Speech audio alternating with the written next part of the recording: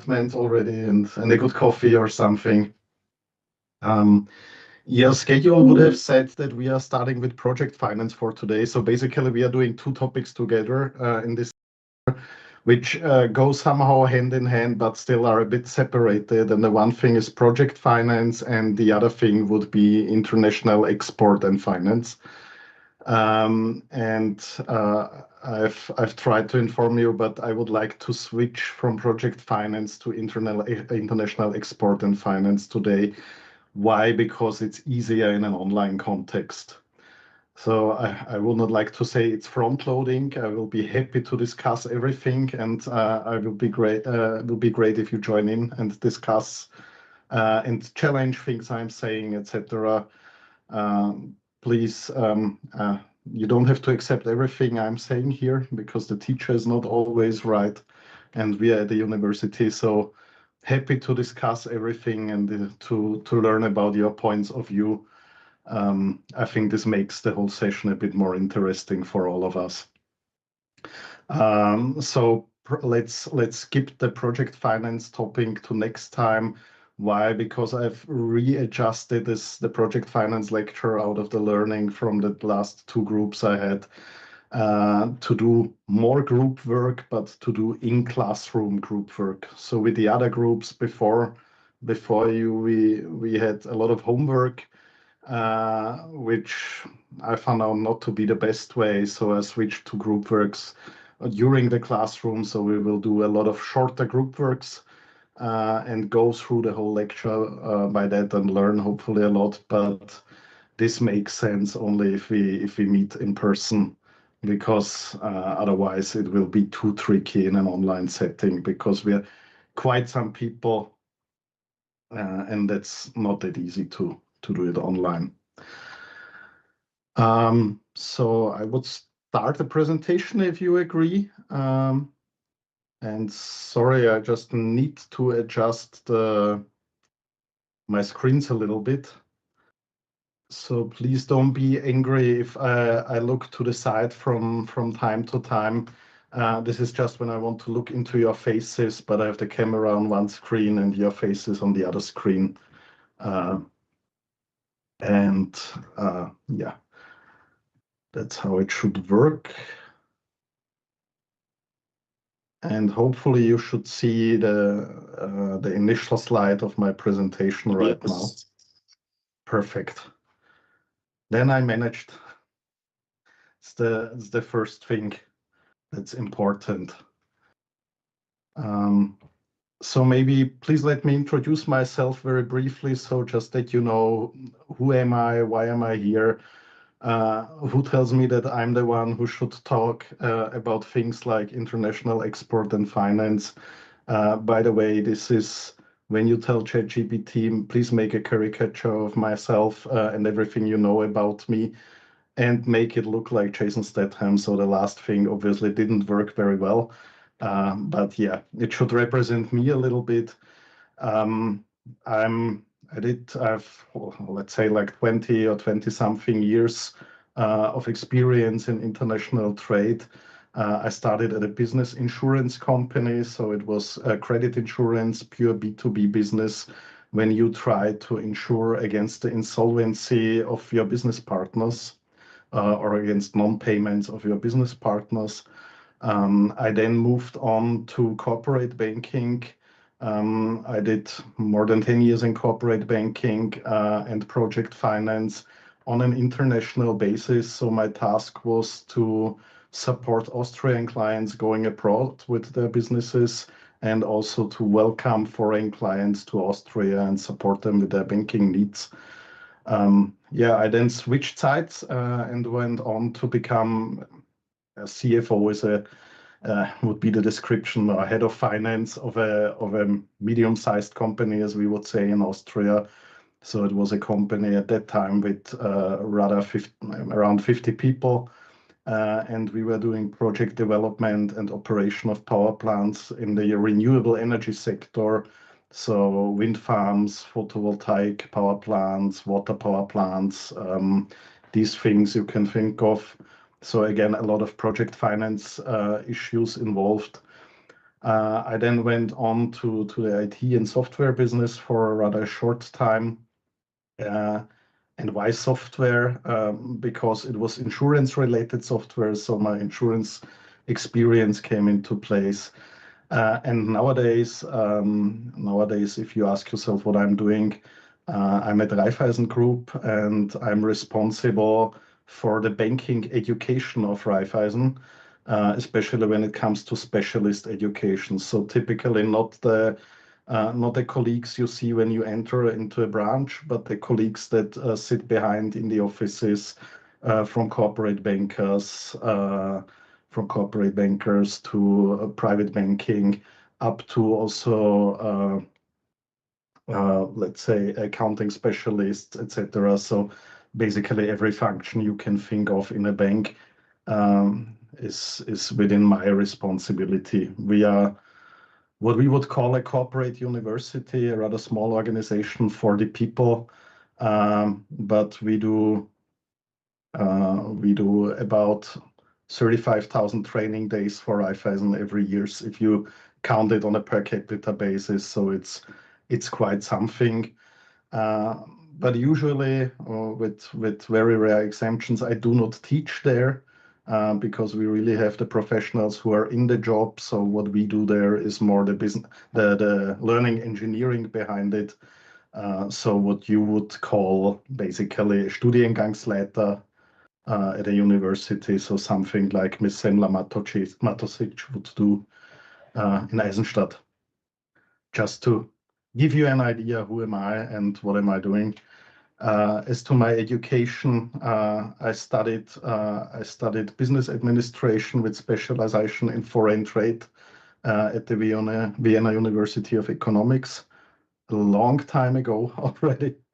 Then I went on and did a Master of Corporate Law, also in an international context. So it was in the Czech Republic and in the United Kingdom. Yeah, and basically teaching, training is my hobby since I was 26, so yes, already 20 years also. And yeah, if you would like to connect, you can find me on LinkedIn, and then you can get an impression of what we are doing as a day job when teaching bankers. So as you like, happy to connect who is interested. What we will be doing during this international export and finance class, so leaving out project finance for the moment, and what I would like to start today with is discuss a little bit the current geopolitical context and the situation and the politics we live in right now, which I think is a very nice warm-up. I started doing this a year ago as I realized that you learn a lot about international institutions and you learn about business development, etc. But you don't have too many lessons where it comes to politics and to analyzing the situation, what's going on. At least this is what I realized from other fellow teachers I was exchanging views with. And from my point of view, it's very difficult to talk about export and import and trade. Of course, you can do it on a very theoretical basis, but to understand what's going on, from my point of view, you need to have a bigger picture, because then it explains why we are learning some of the things we are learning here. So we would start with geopolitics, if this is okay for you, which is nice because I think everyone has an opinion to what's going on. Everyone is more or less interested. I think most of you follow the news to some extent. So I think it's easy to break the ice a little bit and to enter into a discussion. And we would then start, this is also more or less still warm up, with a global view on international trade and what we are basically talking about. And within the next lessons, we will start to make a deeper dive into the topic. And we will analyze what kind of risks are connected if we do international finance and trade. How do we manage them? And basically, you will learn throughout the semester that that the whole thing is more or less about risk management, which may sound a little bit boring in the beginning. I hope you will find out that it's not completely boring. No, just kidding. But basically, a lot of things we will talk about is how can we avoid risks? How can we manage risks? How can we deal with risks and which situations that occur? And all the, let's say, all the products, all the techniques, or all the possibilities we have to deal with the context in order to make good deals in the end and to be safe and secure if we do business abroad. Because of course it's a bit more complicated than if we sell or buy goods within Austria. Usually I found this very interesting always. I hope you will find it as well. But it's not about risk avoidance if we say risk management, but I think it's something we need to be aware of, that there are certain risks if we are doing business abroad, and the whole thing will be of how to deal with those things, not how to avoid these things. This makes a difference, and the latter one would be completely boring. I would understand that.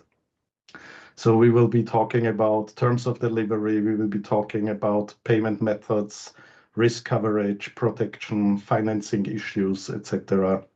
And in the end, also about export facilitation. May I just ask you, as you are all, or most of you, I guess, in some kind of employment, as you are the part-time group, as it is called at the university, is anyone in international trade, export finance, transport, logistics, etc.? Anyone in this business? Tobias, you are? May I Yes, ask what are you doing? I am at LKW Water as a carrier manager. Okay. Yep. So transport risk is your daily business. Yes, And unfortunately. logistics. Okay. Yes. Jana Maria, you as well? Just Jana. Okay. So I'm in the finance team for Central and Northern Europe, so it's a few countries, and we're doing the finance things. okay, great. What financing with a bank or? No, it's energy, renewable energy, so wind farms, Oh, and cool. I'm in the controlling team. So Oh, yeah. perfect. Now I'm curious. Would you say which company or not? Yes, of course, Enercon. Enercon. Okay, so Yes. you are building the stuff. Building and also the service. Okay, and you are located in Zurndorf, or where are you? No, I'm located in Pandorf. There is the headquarter for Ah, Austria. okay. But I'm actually working for like a whole CNE, so it's just Okay. where my workplace is. Great. So I had a lot of contracts with Enercon in the past. Nice. But I saw that there is one group work where you talk about the one wind farm. yes. So Yes. please don't take it too seriously. It's No, no. reduced to a digestible complexity, but yes, as I did a lot of wind farms in the past, so that's why. Nice. I have an opinion. So I put you to another group now. Oh no. No, will be interesting. And I saw a few other colleagues raise their hands or wrote into the chat that you had connections in the past. Would somebody like to tell what kind of job it was or what kind of company? Yes, Laura? Hello. I worked in an international paper trade industry Okay. dealing with worldwide import and export. Okay. Is it Mondi, may I ask? No, No? Roxel Trading. Ah, okay. So this is also a perfect example. So I guess you will come across a lot of letters of credits and things like that. Yeah, cash against documents. So you will have to correct me all the time. Maybe. Or you just simply co-host then, and I'll let you do the work. No. I will just nick and smile. Thank you. And Omar said your job is risk related. Yeah, because I'm working in public safety, like infrastructure for public. Okay.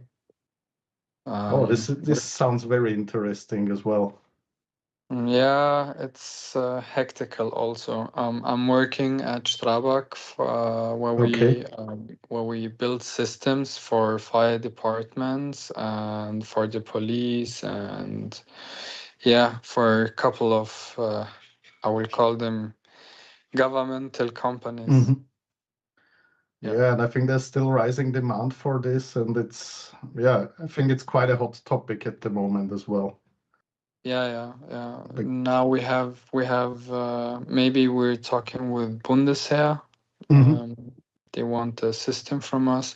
By the way, I'm not in the building sector. I'm more in the IT sector where we build softwares for emergency calls and stuff like this. Okay, very interesting. Thank you. And I think we left out Omar. Oh no, we had it. So I think we had everyone now who wrote something into the chat. Please always feel free also just to yell at me or something if you would like to ask, because sometimes you overlook the risen hand or something. And maybe also as this lecture is supposed to be held in English, so in English it's always easy with you can say you to me. So please, if you like, always approach me as Thomas simply. I'm not a professor or something, so please, Thomas is fine if that's okay for you as well. I think it facilitates life to stick to the given names. Yes, perfect. So thank you for this. I know I need to be very aware when we are talking about letters of credits and things like that. So it's like a test for me then in the end. Yeah, I have also defined a little bit more what the learning goals are. I don't think we need to do supported reading now, but basically what should you take from this lesson and what should you have learned about. For those wanting to do a deep dive, there's also a book recommendation, and you can find this book in your library at the university as well. They have bought a few copies of this. What I would like to say, and to excuse myself as well, if you find a lot of the slides a bit loaded with text, etc., the basic idea behind this is that you can use these slides for learning. So everything you would need for the final test, you can take out of these slides. You don't need to get yourself the book to read the book, etc. But for those that would be more interested in taking a deeper dive because they need it maybe for their job or for something else, I really recommend this book. I went rather through a lot of books on international trade, and also on English ones, and I like this one best. Why? Because Mr. Grad is also a banker. And he's writing the book from a very practical perspective. So he's not losing himself in legal regulation and foundations too much. So you get the basic minimum on what you need to know, what the legal foundations are, and then it's a very practical approach on how to deal with certain things. And the chapters we are dealing with here, I've mentioned as well, but it says also on Moodle, you don't need it for the final exam. So when we go through the slides, you will see that there's quite some text sometimes, but this is meant to be a learning script for you as well. And of course, you probably know it from other lecturers. We or I tend to give some verbal exclamation marks, as I always say. So sometimes you may encounter that I say, I would focus on this slide especially, or I would put an exclamation mark here, or I would like you to remember this and that. Then if you like, you can make like an exclamation mark or write down the slide, because this may be useful for a final test in the end. And yeah, I always aim also when we are approaching the end of the semester, I would always aim, and usually it works out, that we have at least 1 hour in the end, where we, before the test, go through the slides once again very quickly, and I tell you again, please have a closer look here and there. So usually the final test is not the ultimate hurdle for all of you. And maybe it's still quite some time to go, because I think the final test is in the mid of May. But having been a student myself for several times, I know this is always the question everyone is interested in. So the final test will be a Moodle test. So it's basically multiple choice put into the correct order and all these things you know from Moodle. Regarding your final grade, the composition is that 80% of your final grade comes from this online test, and the remaining 20% will come from the group work we will do all together during the project finance sessions. I have, as Jana has said, I have 2 cases there, and I ask you to form 10 groups until the next time. So it will be like between 4 and 5 person per group. And the idea is that we will do 2 cases in parallel all the time. So we can see similarities and differences between different types of projects. Don't be afraid, we won't calculate complicated things, etc., because it's not possible to take such a deep dive into project finance within 7 hours net, or 10 lessons, 10 Einheiten, but it should give you an idea what this is all about, and I think it's good to discuss it on more or less real cases. Yeah, and maybe for the interested one, yes. I didn't mean to interrupt. No problem. I I just don't know, suppose is it Raul or is it Antonio? Or do you say both? it's actually Raul Antonio, but you could just call me Raul. Okay, perfect. I was not sure now. I can see that the test is scheduled for the 15th of May. Yes. At the university. However, you mentioned it's an online exam. Will it be online and on campus? Yes, so the university wants to have it at the university in person, but it's a Moodle test, so you will do it online presence, how would we call it? Got it. All right. And it will be, I don't know whether you came across it. I had a meeting with Mr. Johannes Ernst before that, because the university is switching to the Moodle Safe Exam browser. Yes. I don't know whether you had a test like that already.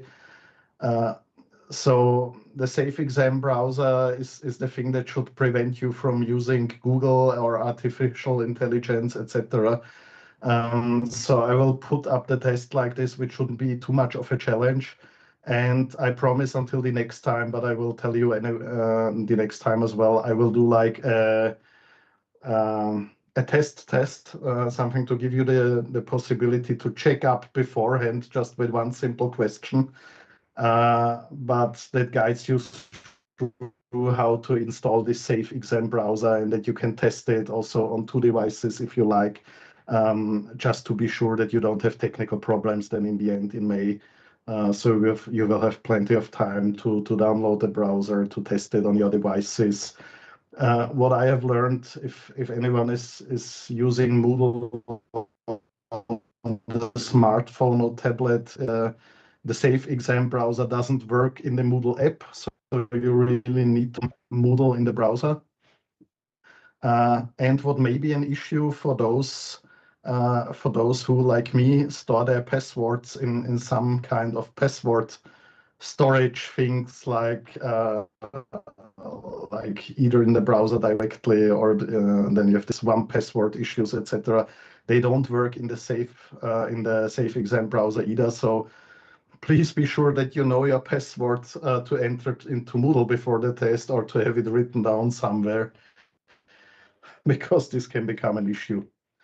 But in days like these, also universities need to somehow adjust to the reality, and and to be safe and secure. I think Omar will understand that with his job. Maybe. Yeah. And yeah, what I wanted to add is just to keep you alert and to motivate you to share your views and to discuss a little bit. What I do is for those who take part into discussions, etc., is that I throughout the semester give away up to 10% on extra points for your final grade. So obviously, if you have 100% everywhere, so you cannot get 110 in the end, I'm sorry for this, but better than 100% is not possible. But in case you would find yourself at 76 and you have collected 6 extra points, then you will end up with 82% in the end. And this may be, I don't know exactly what the difference in grade is now, whether it is 80 or 85%, but it may make sense. Not talking about it may help if you have 48 in the end, but usually this is not the topic, and this is not your main class, of course. I'm not the one who tries to kick you out of your studies at the end. So please stay relaxed. The final test won't be the ultimate hurdle. I hope this helps to calm down a little bit, because usually these are the first questions. Is it multiple choice? Yeah, it's multiple. It's everything basically Moodle offers. So it's multiple choice, it's filling gaps, it's rank things from the biggest to smallest, for instance, put into the correct order, etc. Yes, Okay. Julius? Do we need to calculate something? So should we take a calculator with us? No, nothing you would need a calculator for. So it will be really more a knowledge test, but that's why we do project financing group work. There's a little bit of calculating, but I think it would be too much for the test and it would stress you out.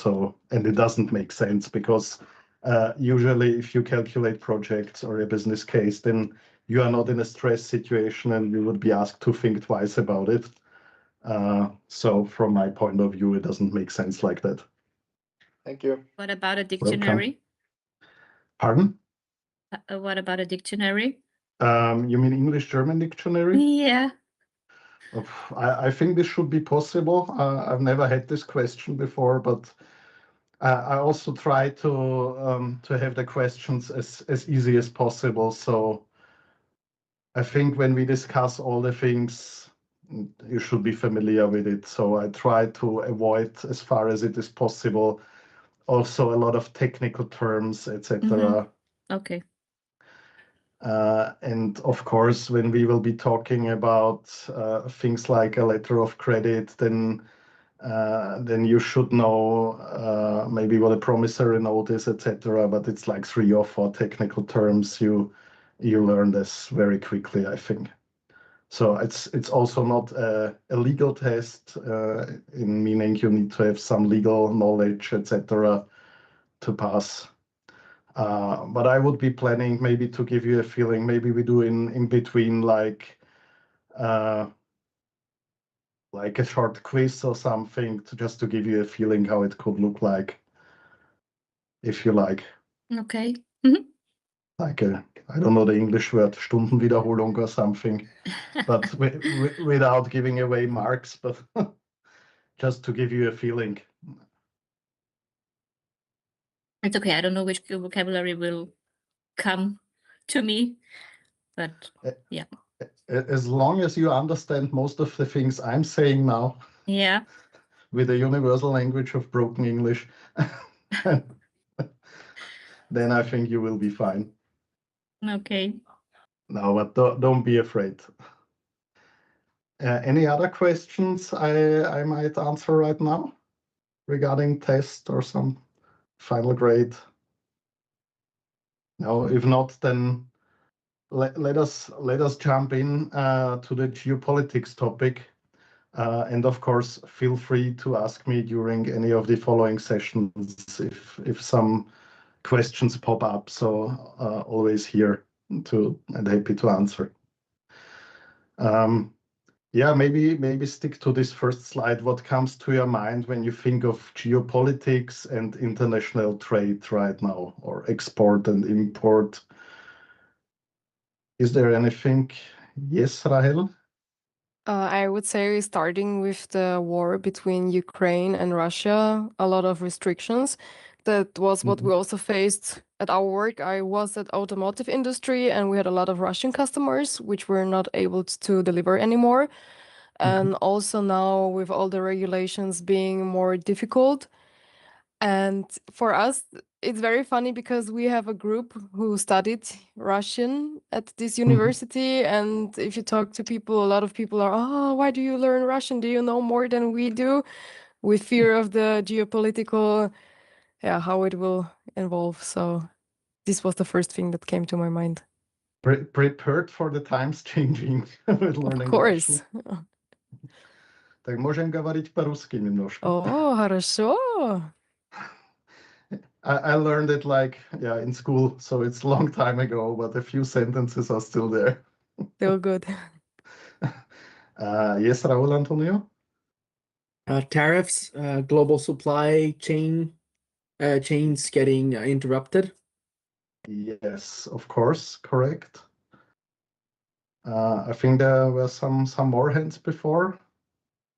Anyone who wants to add something? Yes, Donald Trump, WTO, and COVID pandemic. Yes. Who shows us Mm-hmm. our issues in this case. Yeah, of course. So you see the bandwidth, to say it like that, is rather wide. So we can think of a lot of issues. There are a lot of issues going on every day at the moment, basically every day. Donald Trump is always good, at least since 1 year again, because there's no day without any news, and that's a strategy, of course. But yeah, that's the thing that shape us a little bit, and therefore I think we can discuss, we should discuss a little bit around it. I would be happy, as you are very informed and have a lot of experience in those fields. What I tried is I would like to start with a risk map. I don't know whether you know these illustrations. In case, so you will see a lot of graphs like that. In case you would need something for your own presentation once in a while, this Visual Capitalist is a site I can really recommend. I don't know whether you came across that or not. It's basically an American site, and what they do, they take statistics and they try to visualize them somehow in a, let's say, appealing manner. And we have all learned about limbic presentations, etc. You should not have too many texts, and pictures tell a story or something. That's why I like it. The good thing is they always quote the source. So here you see talking about global risks comes from the World Economic Forum, from the Global Risk Reports 2026. So it's really up to date as well. They produce this risk report every year. And if you would come across that you need something like that for your final thesis or whatever, I think this is really a good site. And they allow you to use it, so you can also publish it openly, etc., as long as you quote them as a source as well. So I really love this page. And sorry if it looks familiar from time to time, but you will come across a few of these visualizations. Yeah, talking about global risks and about geopolitics, why do I start with that? Or especially the last 2 or 3 years, let's say before 2022, sounds mean now. I don't mean it like that. But before we had the Russian invasion into Ukraine, Europe was a boring place. Let's say it like this. There were a lot of conflicts in the world. I think in the last 150 years, there is not a single year where we didn't have at least 30 armed conflicts somewhere in the world. but usually somewhere in the world meant it was quite far away from Europe. We had issues like 20, 30 years ago, 35 years ago with former Yugoslavia and the states that followed who were at war. But let's say the last 30 years were rather quiet in Europe, and we got used to it. And you know it when we are talking about military spending, etc. There is this unfamous word Friedensdividende in German, where they say, okay, we don't need to invest into military because the Soviet Union, the big enemy we had for 50 years, is gone. We have NATO countries all around, and therefore we don't need any military spending, any security spending, etc. And this situation has changed very rapidly.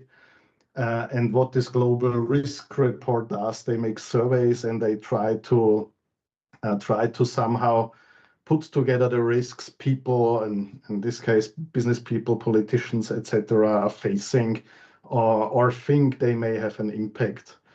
And if you see 2026 in the short run, the biggest issue are geopolitical risks.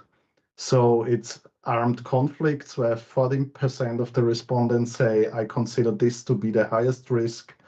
And geo-economic confrontation, so this would basically be all the trade wars, tariff issues, non-tariff restrictions, etc., even higher with 18%. But counted together, 1/3 of the risks is considered to be geopolitical. You, of course, have some technology risks like cybersecurity, artificial intelligence, misinformation, etc. You always have economic risks in these findings, like economic downturns, bubbles that burst, etc. And you have some societal risks. So what have risen over the years, the thing polarization within the society. We see this in the United States with Trump and everybody else. But to be honest, we see the same thing in Austria with FPÖ and everybody else. We see the same thing in Germany with AfD and everybody else. We see it in France with Front National, and we could continue like forever. So populists are on the rise. Why? Because easy answers to complex problems are usually easy to digest, and therefore we tend to believe them. What for me is interesting in the short run, if you look at this green part with all the things regarding extreme weather, climate change, natural resource shortages, etc., it has not completely vanished, but it's like almost gone. And I don't know how you feel about this. If you remember the last years, where there was, at least in Europe, a lot around environmental preservation, a lot of funding from the public side into environmental projects, etc. Jana sold hundreds of windmills, I guess, and or Enercon sold hundreds of windmills. No, it's not that easy. But, unfortunately, not that easy, no. yeah. Especially when there is also now China coming with some cheaper wax. But at least you could get the impression, and if you think also on politicians in charge, like Mrs. Baerbock traveling the world saying we need feminist politics and environmental politics everywhere. Yeah, this has changed. I would say in the short run, almost nobody cares. I don't know whether you've noticed, I don't know, was it this week or last week, Mr. Trump said carbon dioxide is no issue. It's not harmful anymore. You can say, okay, he's crazy as he always was, but this means something because basically it has a meaning for all the rules based and laws based on carbon dioxide in the United States. And if they say it's not harmful anymore, then basically all these environmental protection rules do not apply anymore. And of course, they will take it to court and everything. But, you know, there's a message out there, and you know his political strategy. Maybe you have heard the term "flood the zone with shit." It comes from one of his main advisors who said, "Flood the zone with shit every day." No matter with what news you are on the news, but you dominate the news and you are there all the time. And it doesn't matter whether it's true or not. You can Google if you like. I don't have a graph here of that. With things that he announced or imposed, like tariffs or everything else, and then what has really been done, and you see like two charts. The announcements go up like that, and what really happened is like that. But you never hear on the news that something didn't happen. You always hear on the news that something will happen. So for him, it's a strategy. What is interesting about this global risks report as well is if you take a longer term view. So they also analyze it in the short term and they ask over the long term as well. And then you see a dramatic change.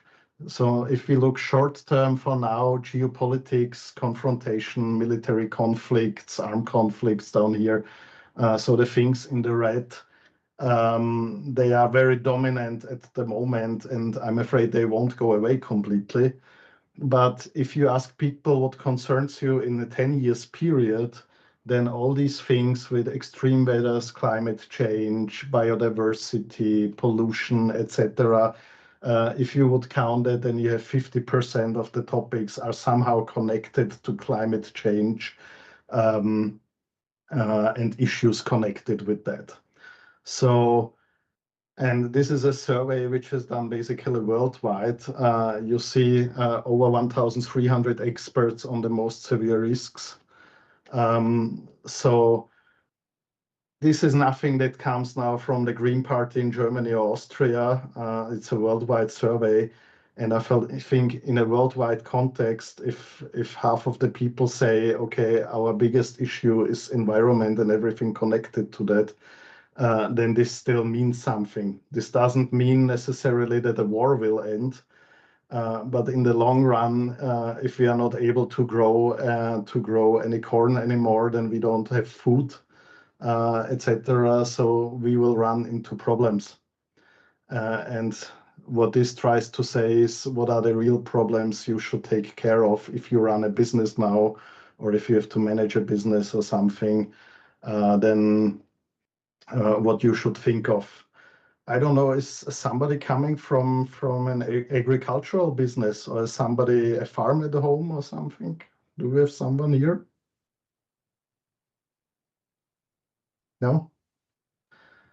Because for me it was interesting. I'm really far away from farming, but I have a good friend who has a small farm as a side business, and I was discussing these things. I asked him, how do you see it? Are you afraid of global warming? And he said, no, I'm not afraid. It isn't here. It is here already. And he said, because you have several types of seed of plants you're seeding. And he said, nowadays, if I plant maize, kukuruz, then I use the seed that 20 years ago was used in Tuscany because of the weather conditions. 20 years ago, the thing wouldn't have grown. He lives close to St. Pölten because the weather was too bad, it was too wet, it was too cold, etc. Nowadays, it's dry, it's warmer. It says, so I use the corn that was used in Tuscany 20 years ago, and the one that we used can be used in Scandinavia nowadays. So for him, it's obvious that he has a climate change. And you don't need to convince him of that. Yeah. So this was a new information for me, but I found it very interesting. And I don't need to discuss. I don't need statistics or anything. I see what's growing and what not. Yeah. So. Yeah. Munich Security Conference ended a few days ago. Probably you saw it on the news. You can either under this source link download the report if you are interested in, or I will upload it on Moodle. I'm not sure whether I did it already. If not, I will do so for those interested. And of course, you don't need to learn it for the test. But it's citations basically from the management summary, where you see also what has been discussed and see that the topics people are afraid of or are discussing: the rise of political forces that favor destruction over reform.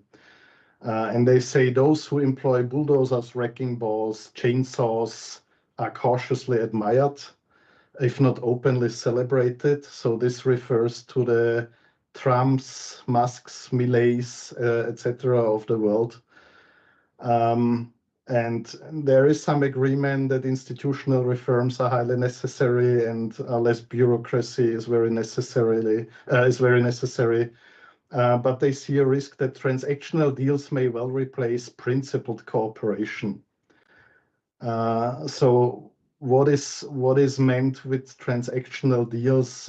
Basically everything you can think of with corruption, nepotism, etc., favoring your relatives and so on, high risk for that. And basically, if you look at who is in Trump's administration, then it's family, it's friends, it's relatives, and they try to make good deals for themselves and for the next 5 generations, but not necessarily good deals for the whole population. But this is also, I think, a shift in public perception. If you think we had scandals with nepotism and corruption in Europe, but then you have nepotism if the politician's wife works in his office or the politician's nephew works in his office and earns 3,000 euro gross salary, and then the politician is dead for the next 30 years, at least politically. In America, they say, "Hey, I'm openly buying shares and then putting news, putting press releases on the news to manipulate the shares, and yeah, everything is accepted."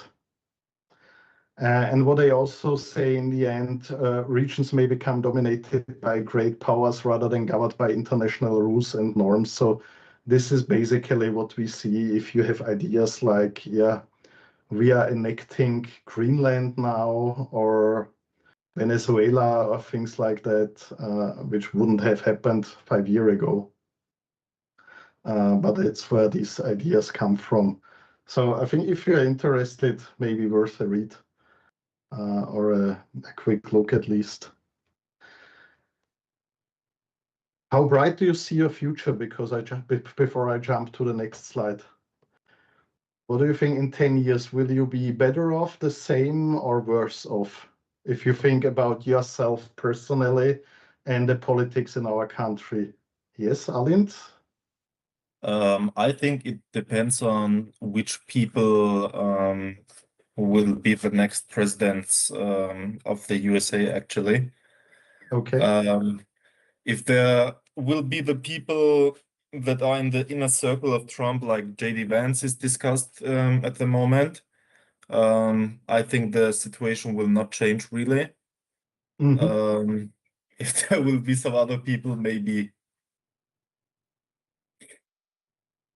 And if you would need to make an educated guess right now, so no one of us, because that's what they ask in the next slide, no one of us knows what will be in 3 years, but if you think from now, would you say your future will be brighter or less bright? I hope brighter. Okay, so you're on the positive side. I like that. Any other opinions? How do you see your future? Except for finishing studies in 3 months and don't know where to put all the spare time left now. Yes, Eren, let's start with you. Yeah, I think the last years or the last months has shown the European Union that the dependent or the depending on US is not the safe side. And maybe the politicians now recognize that the independent European Union will be better for the people in Europe and will change a lot of things. And if this happens, I think it's a brighter future for Europe, or the people in Europe, and for us. Okay, perfect. Let's hope so. And Raul Antonio, you wanted to add something as well? I think the European Union is slowly but surely waking up, and seeing that it has to do more. I heard that recently the Finnish Prime Minister said that he's not the biggest fan of Trump, but he did something that was necessary, and that was bringing the expenditures of NATO member states from 2 to 5%, as well as other things. I remember that a couple of years ago, before the war in Ukraine started, Trump warned, again, I know it's not very safe and not the biggest play to quote Trump, but he started to warn about the dependency of the EU on Russian gas. As you said, it was a boring place, but also a sleepy place. So I think we have to wake up, and it's going to be very interesting how this plays out, especially with Germany and France leading the EU. Yes. But the American I share fracking your point of gas, view. the American fracking gas is not really much better than the Russian. Yeah, of course, there might be a hidden agenda. So warning for from Russian gas. Of course, the one that profited the most is American fracking. And now, let's say they are boosting exports from Venezuela. Let's put it like that. By the way, United States are a net exporter of oil and gas. Do you know why they have such an interest in Venezuela, in Venezuelan oil? Because Venezuela has the biggest oil reserves in the world. Yes, that's correct. But there's a special thing about the oil as well. Yeah, I think it's one of the most valuable oil, which has not to be processed so much. Yeah, I think you're on the right path. I don't know whether it's the more valuable one, but as my teacher always used to say, fairly useless information, but I tell you anyway, as I know, unless Karine knows and wants to tell, because you were The studying. American firms are the only one who can really work with this form of oil, because this is a special viscosity and a special function, and the Americans are specialized to work with this kind of oil, and that's the reason why they are so interested in this oil. That's correct, Frank. That's what I was looking for.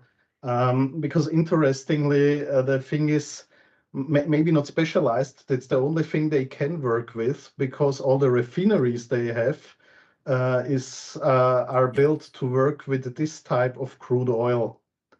Yes, Raul? We can all argue if it was legal to basically invade a foreign country, but we have to bear in mind that it's currently a war between the US and China. China had a tremendous influence in the region, building the port in Peru, for example, buying half of Brazil, et cetera, and there has to be a moment when the US steps in. I think it's not only because of the oil, it's a much broader perspective for them. And I would also like to encourage everybody to put themselves a little bit more on the Venezuelan side of the people. I know, again, it probably was not the right move to invade and take out a foreign dignitary as Maduro, but they're actually very happy and glad, because the standards and conditions in that country were miserable, to say the least. I would agree to that. I think there's very little people who are really upset that Mr. Maduro is gone now. And frankly speaking, I think military-wise, it was very well done, because it was a very precise operation. So they didn't invade a country, and they didn't overthrow anything, etc. But they simply hijacked the dictator. And I think there's not many people upset about this, maybe except for other local politicians or military of the same group. But I think as regards ordinary people, yes. And you're completely right with the geopolitical aspects, with China, etc., trying to get a stake there. we will come across this a little bit later as well. But with the oil, Karine was right. This is really an issue because the American refineries cannot process the oil they extract from fracking. So they need to sell the fracking oil somewhere in the world, and to get this heavy, very less viscous stuff. So it looks like mud to processes in their refineries, because it's basically the same quality as they extracted for the last 40 years from the Gulf of Mexico. Sorry, Gulf of America, as Mr. Trump would say. No, thanks for joining into the discussion so actively. I would like to show you the slide, unless you haven't looked it up yourself. I'm very glad that you are on the positive side. I also try to think positive most of the time, because I think optimists are at least are completely the same wrong as pessimists, but optimists have more fun, I think. And this is also a thing you need to have in life. If they ask the people, and the question was, how will your current government policies generally impact future generations in your country? Then you see the major countries like France, UK, Germany.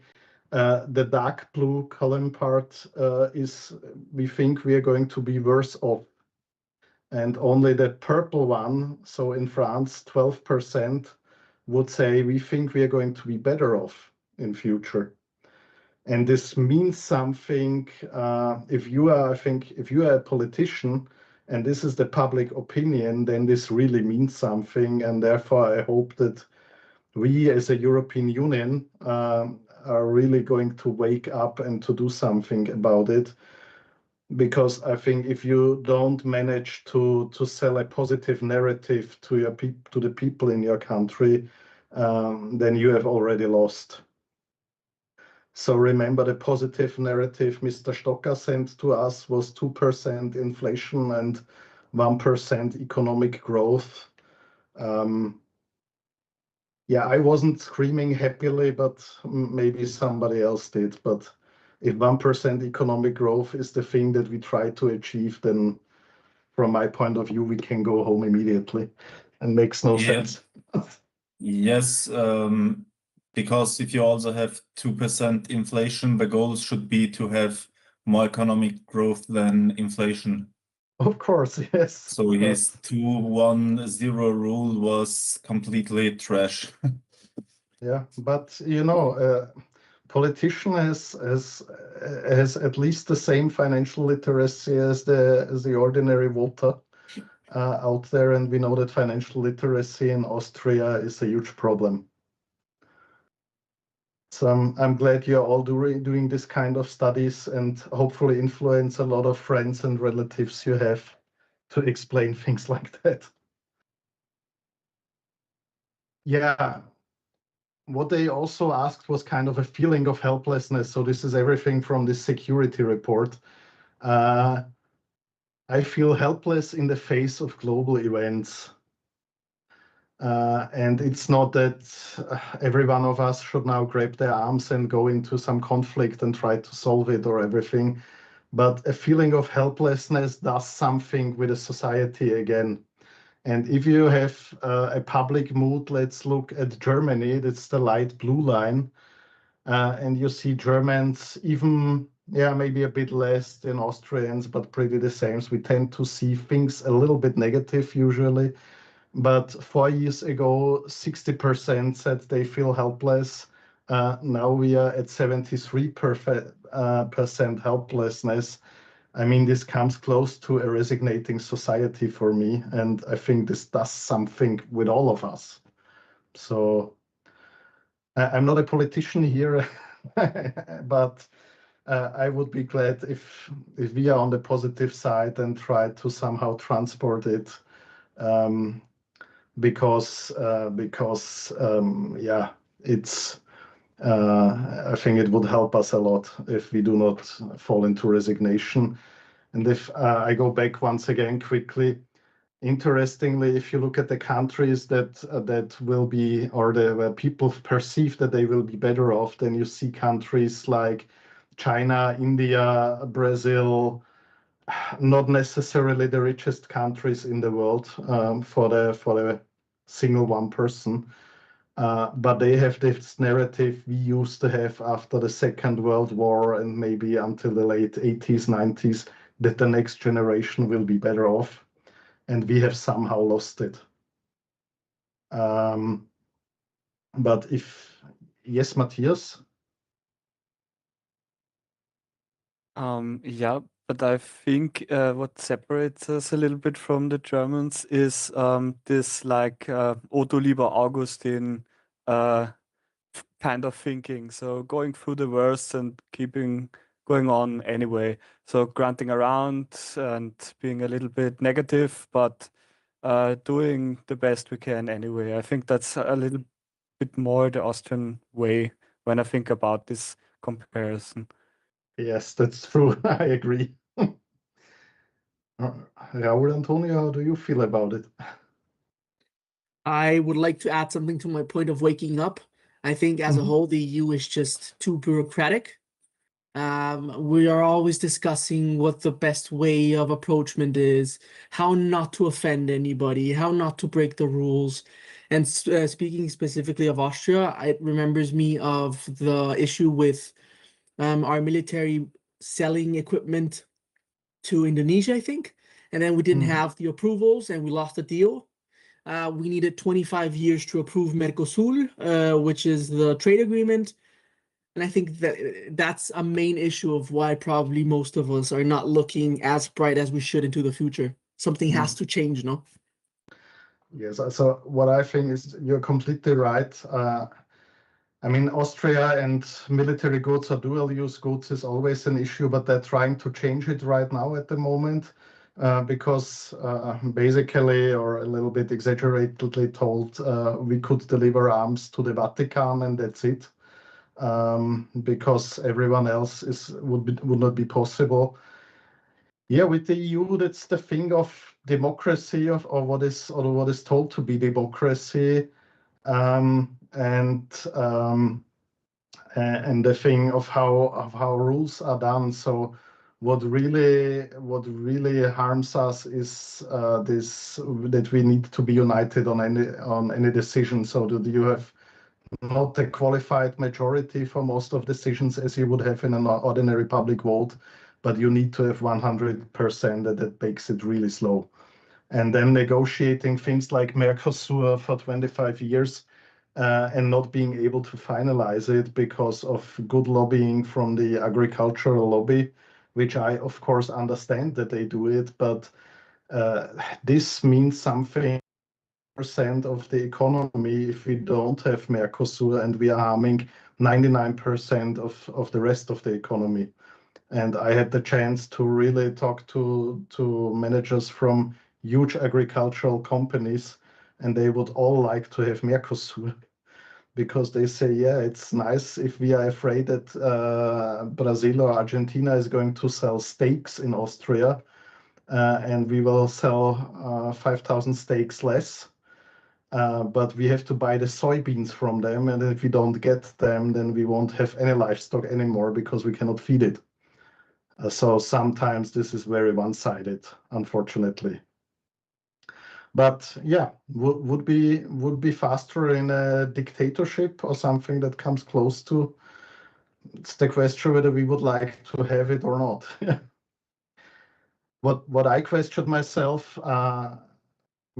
Sorry, Cornelia, just a second, is how openly the responses in China were when you have the feeling that you are socially monitored all the time, but they seem to have a more brighter future. Sorry, is it Rahel or is it Cornelia? It's Rahel. It's Rahel, sorry. No problem. Regarding you dropped the word dictatorship. So my Yes. parents grew up in Romania, and my mom lived in the dictatorship of George Ceausescu. And it wasn't necessarily too much better because as a family, they had to get up at 2 in the morning to get in line to grab some eggs for the family. And then it happened that you were in line and like 2 people before you, the eggs or the milk went out and you were standing in the line the whole night and then it was off. So I guess we would need a good balance. I know also Raul mentioned all the things that were going on with Venezuela, and often in our European mindset, it's as long it's not affecting me, I'm okay. It can happen. I'm sorry for them, but I'm not standing up. And regarding looking to the future, maybe that's our call to get politically more involved, to open our eyes, to start thinking and not being in our own bubble. So yeah, it's difficult, but a very important topic that we're talking about. I think so, and it always depends on the point of view, because if you say grew up in a dictatorship, what I was meaning is if China wants to build a motorway or if they want to build a wind farm, they don't need public polls and opinions or run through a how is it called, environmental impact assessment, etc., because they decide we are building a motorway tomorrow. They are doing it in 24 hours. Yes, and in Vienna we are discussing the S1 motorway and the Tunnel Bau for 35 years, I think now, and we still don't have it. And something in between would maybe be okay. So the one thing I know from wind farms is that you had to have, or you still have to have at least 2 environmental impact assessment at the moment.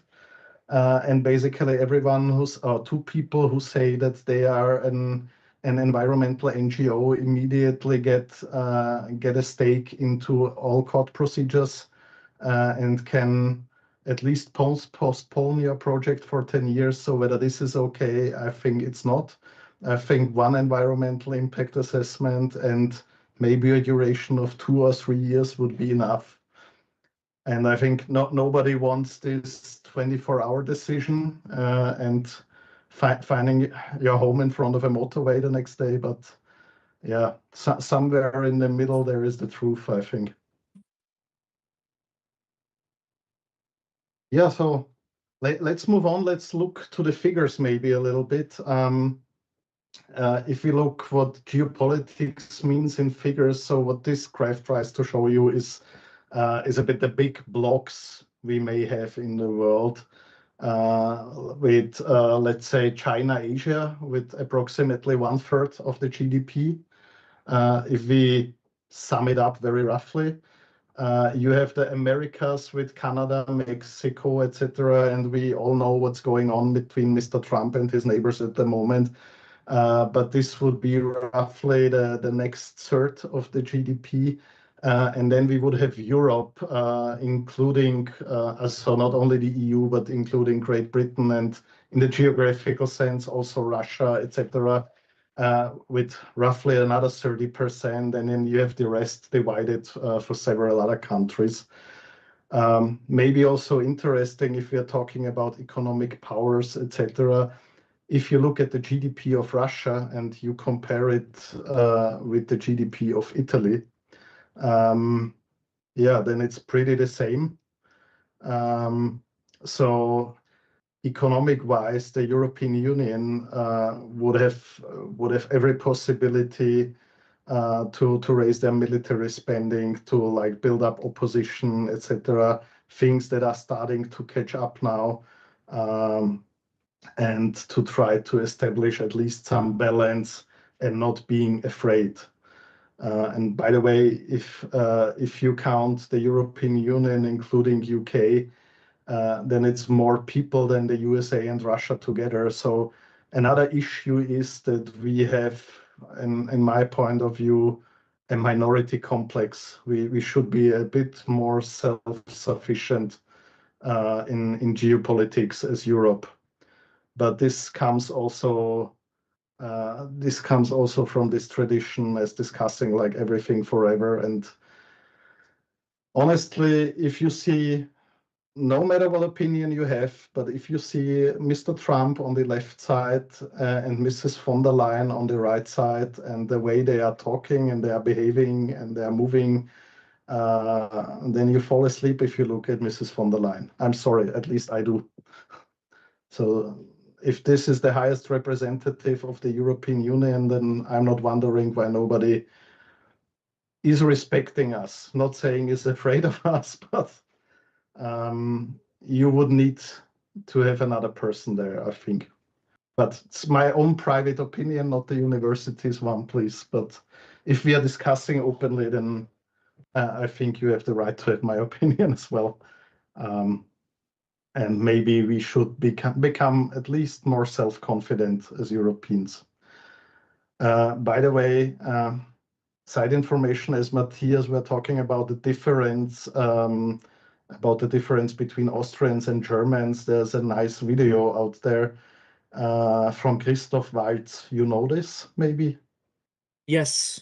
Yes.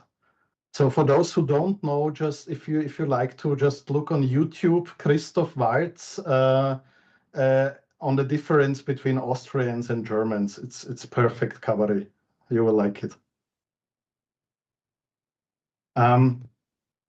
We were talking about what the figures look today and that this might change. We will come across this also later, but I like this chart very much, telling you how things have changed over the years. And if we look at exports or global trade, basically, which it is for 150 years ago, then you see in the late 19th century, United Kingdom was the purely dominant power in international trade. It was the empire where the sun never set. Nowadays, they are at 2%. They are almost vanished. Japan was non-existent, is some 3% today. Germany used to be more or less an economic superpower, and for its size, it still is in today's context, but also only half. 150 years ago, foreign trade for the United States was non-existent, and even today, the role isn't too big, especially if you compare it to Germany. And the thing that really is tremendously growing is China, which was non-existent for 120 years, basically, in international trade, and which caught up within 30 years extremely. We will come across this China topic several times, but I think this shows it very nice in one picture how things can develop. And if we're talking about 150 years, we are talking about a maximum of 5 generations, telling us that within our generation, every one of us can see a dramatic change in these things. So relying on it worked well for the last 50 years is maybe not a good advice. Because if we don't wake up, we might see ourselves being like Argentina or something. Those were really rich countries 100 years ago, and they still do not look poor today. But you know what the economy is like, and that's why also political things happen like this. Before we make a bit of a deeper dive, we've discussed quite a lot right now. Would you like to have a coffee break or something? I think it would be a good time now. Let's say Yes, 15 okay, minutes. fine. Yes, Thank thank you. you. Yeah, meet Okay. at 3:30. Oh, perfect. Yeah, Okay, okay, thanks. perfect. Thanks.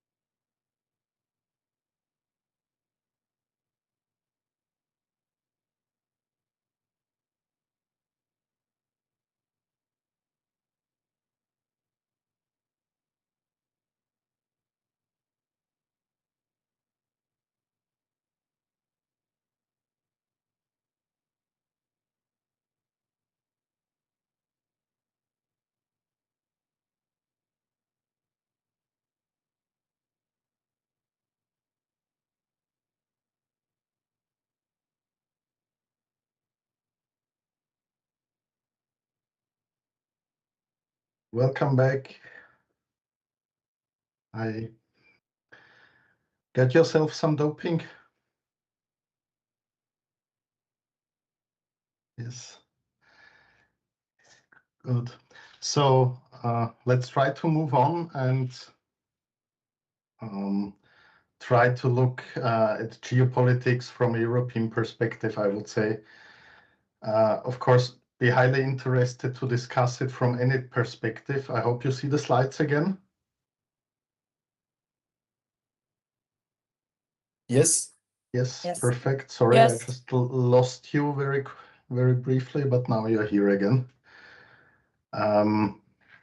So what I was trying to put as let's say as a basis of discussion a few things on a slide, which challenges us as Europe, I would say. Of course, there are numerous others, and if we would look from a broader picture, then we can think of what challenges United States and China and other parts of the world. But I think let's focus on us, and I think what challenges us almost the most at the moment is America First policy, potentially leaving us as Europe alone. I don't know. What challenges us is our relations to China. I think what challenges us is a revisionist Russia, revisionist in the sense of trying to restore the Soviet Union more or less as it used to be. Maybe several other challenges, and having talked about the Munich Security Conference, also the threat from within, if there is any. But you may remember the big woo that has been around the speech of J.D. Vance last year, saying he is not worried about Russia, not about China, not about anybody coming from external. What worries him is the threat from within. And the threat from within is political movements or parties of any color, I would say. Everything that is not far right is a threat for him. I don't know whether you agree or not, but my picture is a bit different. But that's how populists argument. And the thing is, I think Mr. Trump is a businessman and he tries to make good deals for himself and for his relatives. But the real ideologist behind it is J.D. Vance and a few other people, which maybe are not that popular, but are more dangerous, I would say.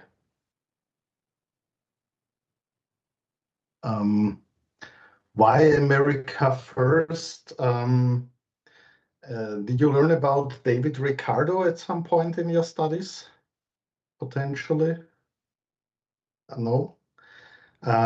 So David Ricardo was what you would call an economist today. The World Index 250 years ago when he was born, but he was in the late 18th, early 19th century, what you would call an economist, and he developed the so-called theory of comparative cost advantages.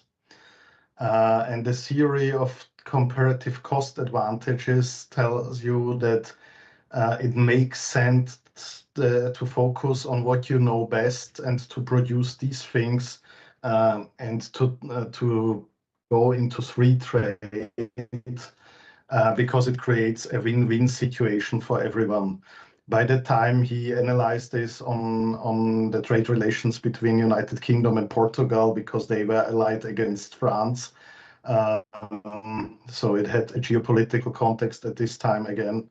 But the idea is that free trade creates a win-win situation and it creates wealth for all of us.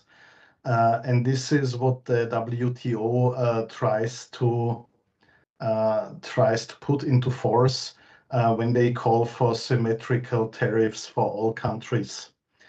And symmetrical tariffs does not necessarily mean that there are no tariffs at all.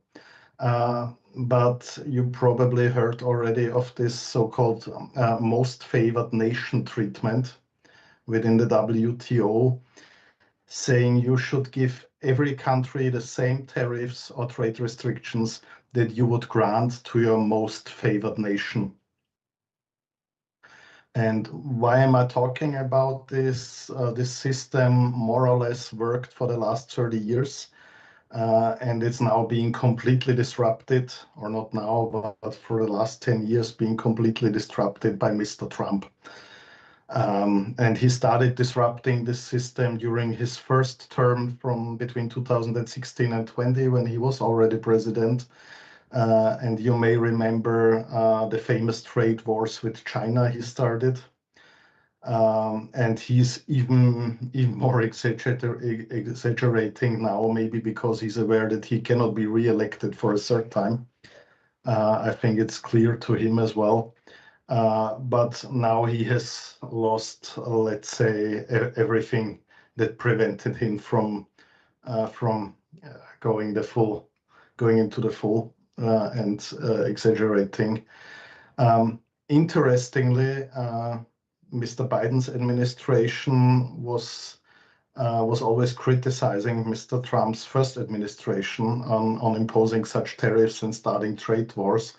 However, none of the regulation imposed by Trump 1 has been removed by Biden, just as an additional information. So they were talking against it all the time, but they kept everything in place as Trump left it, because also Biden had this necessity of somehow getting rid of Chinese competition. The only thing that is usually forgotten when talking about free trade and the win-win situation, etc., is that David Ricardo was saying in his theory that potentially you have losers, or maybe not losers, but you have people who win more, and you have people who win less out of such a cooperation. And he said for free trade, in his theory, to create a win-win situation for everyone, it is necessary that the losers are somehow compensated for the losses. And to be very honest, also within the WTO system, this didn't happen the last years, or the last 20, 30, 40 years.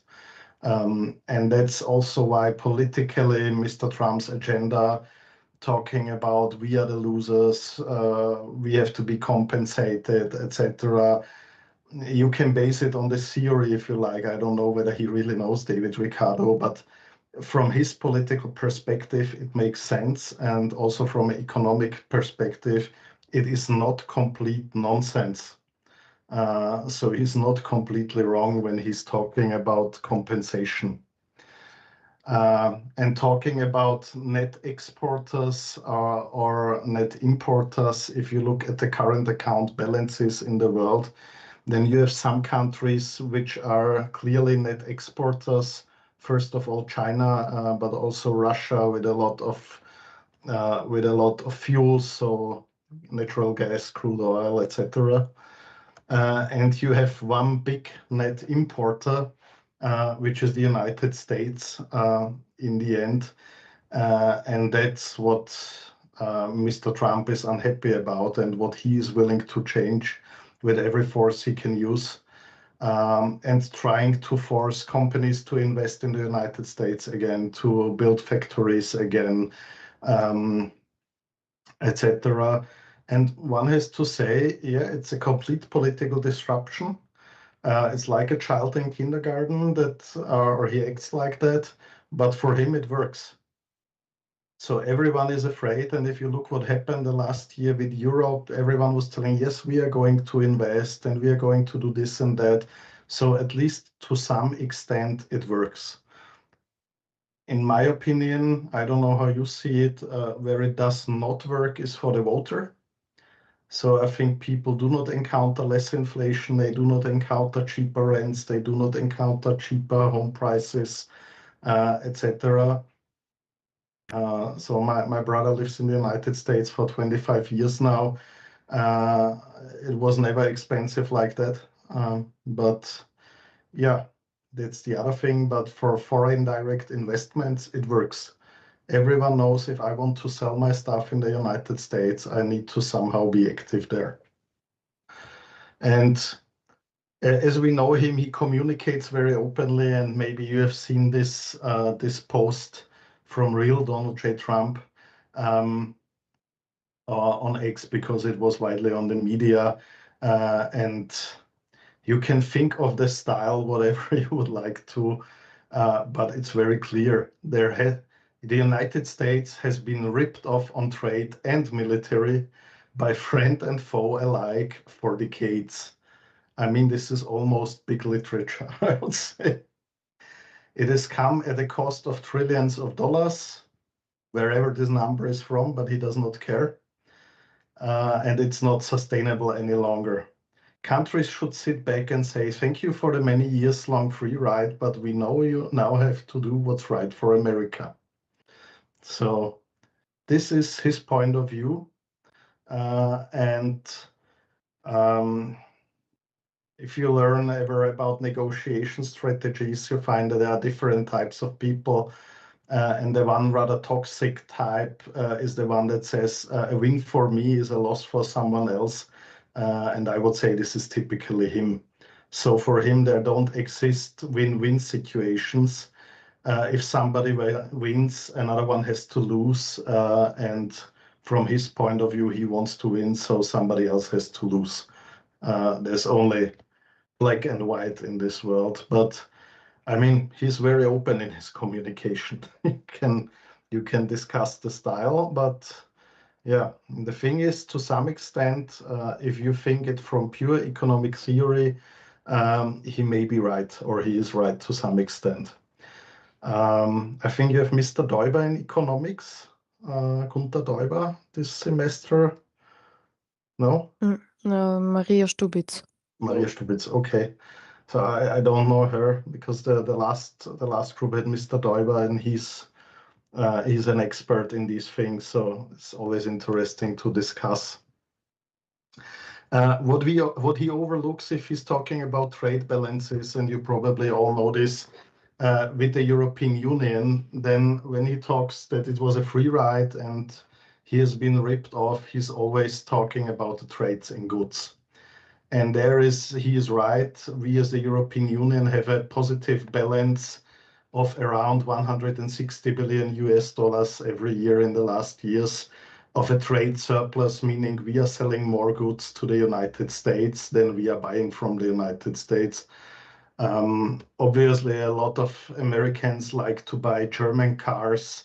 I hardly meet any Germans, Austrians, or French people who like to buy American cars. So this is something for a special interest group, but otherwise they are more or less non-existent in Europe. What he overlooks, and I would say intentionally overlooks, is the trade balance in services, which is highly negative from a European perspective. So we have a surplus in trading goods, cars, machinery, whatever you can think of.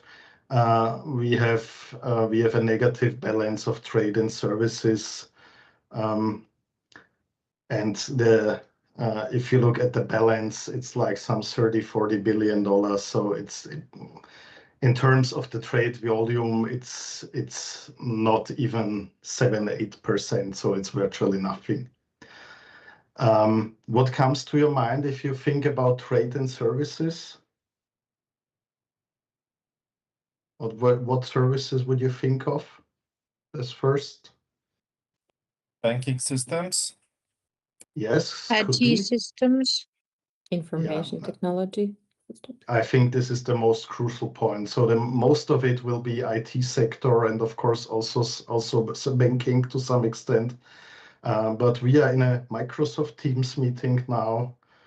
95% of us will use Microsoft Office for our daily work. We will store our data in some kind of cloud, which will be 80% American. And everything else we can think of in our daily use. And I think this is a pity for Europe. Because if he says, I don't want to import German cars anymore or at a higher tariff, then yeah, they are producing cars themselves in America, no matter what the quality is. But for them, it's a luxury problem. If we say we ban the import on digital services, yeah, then we may have a look into our cellars whether we find the typewriter, but I think we are quite quickly at the end of our possibilities if we say we ban Microsoft, Amazon, Google, and everything like that. We will be thrown away like 50 years in development. And the issue is we don't have competitive products in Europe. Yes, Arlind, did you want to say something? Yeah, there was a company from Germany, I think, a few years ago. They were sanctioned by the US, and it was kind of a big company. They had over 1 to 200 millions of revenue per year. Okay. They were sanctioned from the US, so they had they were not allowed to use Microsoft anymore, and Okay. their company ran Microsoft, so they had to shut down from one day to another. Yeah, that's a pity then. Unfortunately, I don't know this example, but I think there are quite some of them. Well, yes, no, maybe one very popular example, it's not a European one, but you probably have come around the thing between China and America with Huawei, excluding Huawei from all public tenders, forbidding Huawei to use Android on their smartphones, etc. But Huawei and Honor and all the brands that belong to it, I mean, they are smart enough to build their own operating system within a few weeks. And that's what they managed. And I think today it works even better than Android. But yeah, that's what they do and where they are very clear. And for them, it was not about smartphones, but it was about all the security issues building up communication networks, and they didn't want China to spy in the United States. And, we have this threat in Europe as well, and are rethinking a few things. But again, if we are sanctioning chip companies, then they stop delivering us. And we have another problem, which we had a few weeks ago, when we are trying to sanction Chinese producers. So we were talking the surplus is very little, 3%. Yeah. Key sectors of current disputes, but this changes is steel and aluminum, automotive, agriculture. I mean, every time the EU is talking about counter sanctions, you hear like we are sanctioning or imposing tariffs on Kentucky whiskey, Harley-Davidson motorcycles. Yeah, these are symbolic issues from my point of view. So where you could harm America is everything which has to do with agriculture. If they cannot sell their soybeans to Austria, etc., to Europe, then they are running into problems. And these are the voters of Mr. Trump. But yeah, it would have been wise if we had Mercosur in place now, which we don't have. So even this wasn't a smart move from my point of view. Also an interesting topic always on the news. That's why I put this chart here when we hear the United States are withdrawing from NATO. The United States want NATO members to invest more into the military, etc. Again, I think from their perspective, it's true. If the left graph should symbolize the NATO budget, and you say one country alone, the US, make up 62% of NATO's budget or of NATO's military spending. Yeah, then of course, we said Europe, including Great Britain, is more people than America and Russia together. Why do they have only 38%? Why don't they have 60%? And that's something that you can politically very easily transport to your voters because it simply seems to make sense. And of course, military spending of the United States has another meaning because everything they spend on the military is like a direct grant to their own economy. So they do it for 40 years now. And when Harley Davidson had a problem, they simply ordered 15,000 motorcycles for the military, and then the company was saved again. And this happened like 5 times in the last 25 years. But yeah, we could do the same thing, and we don't do it, or not we as Austria, because we are not in the NATO, but basically European Union. And what I've put here on the right side is the military aid allocations to the Ukraine. As I think Rahel was mentioning, the situation between Russia and Ukraine. So if you look historically, the orange part of the column was American military aid. This was quite a huge part, and Europe was in the beginning very little. This changed completely after the re-election of Trump in 2025. So since 1 year, since the beginning of 2025, it's basically only Europe putting some military aid and other aid to Ukraine. Again, here talking about military aid from the United States means buying with American dollars arms or weapons from American companies. So again, it was a kind of subsidy. And aid also doesn't mean a gift. So usually it's loans to Ukraine. And they want them to have them repaid at some point in future where there is hopefully peace. But of course, this was something Mr. Trump was communicating heavily during the election period. And this is what he ended first, is putting money into this conflict. And you all know he said he will end the war within 2 days, which obviously didn't happen. But alone by withdrawing money, he fulfilled a promise to his voters. And for Europe, it's, let's say, doubled the effort.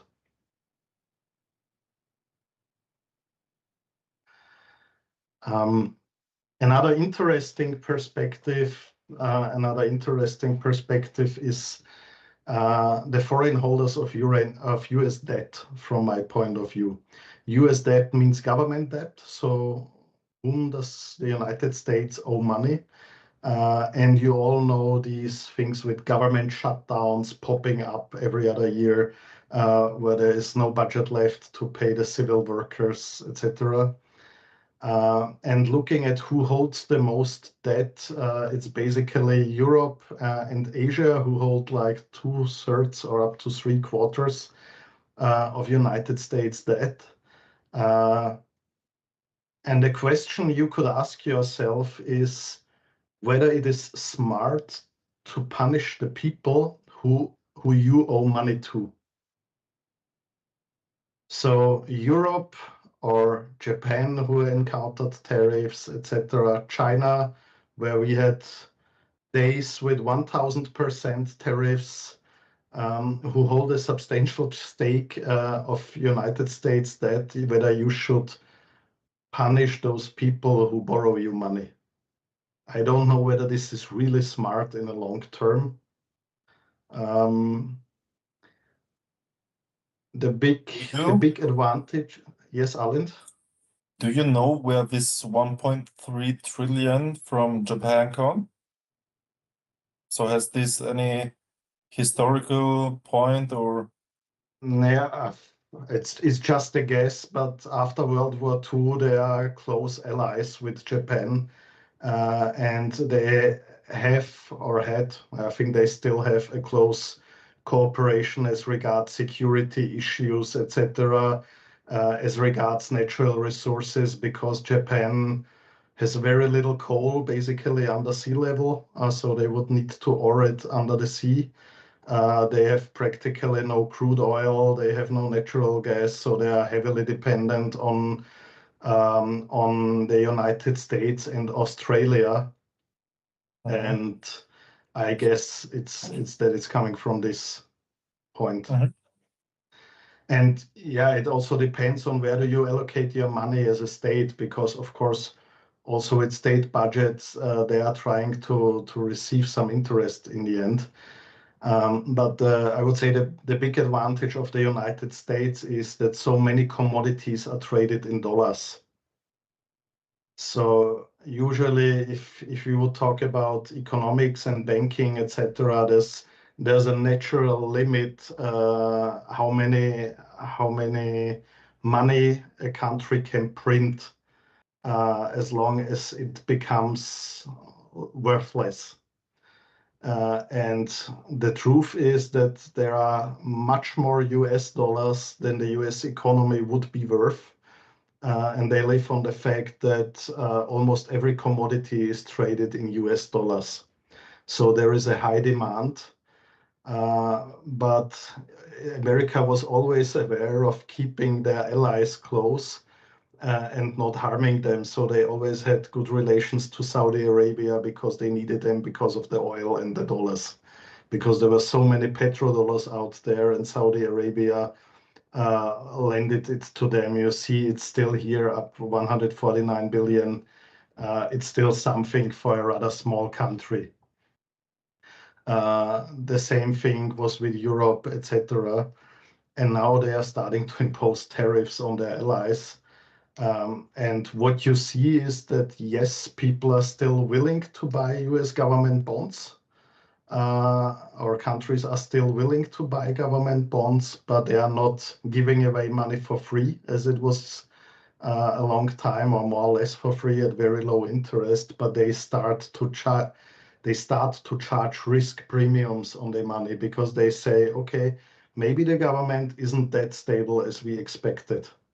And this is Donald Trump, and this will, not today and not tomorrow, but in a few years, will have a massive effect on their budget when they need to repay all the money and all the interest, because this means something for a budget if their interest rates goes up. And that's partially also the thing why the US dollar loses value against the euro or other currencies, and why the gold price goes up. Also, of course, due to all the geopolitical distortions we have, so people are buying gold, but it has also to do with these imbalances. And maybe if you look at the bigger three white ones here, Brazil, China, India, and what these numbers with -27%, -20% would like to tell you is that they reduced their holdings of US debt significantly. Do you have an idea why did they do it? Is it because of the getting together of the BRIC state? Yes, perfect.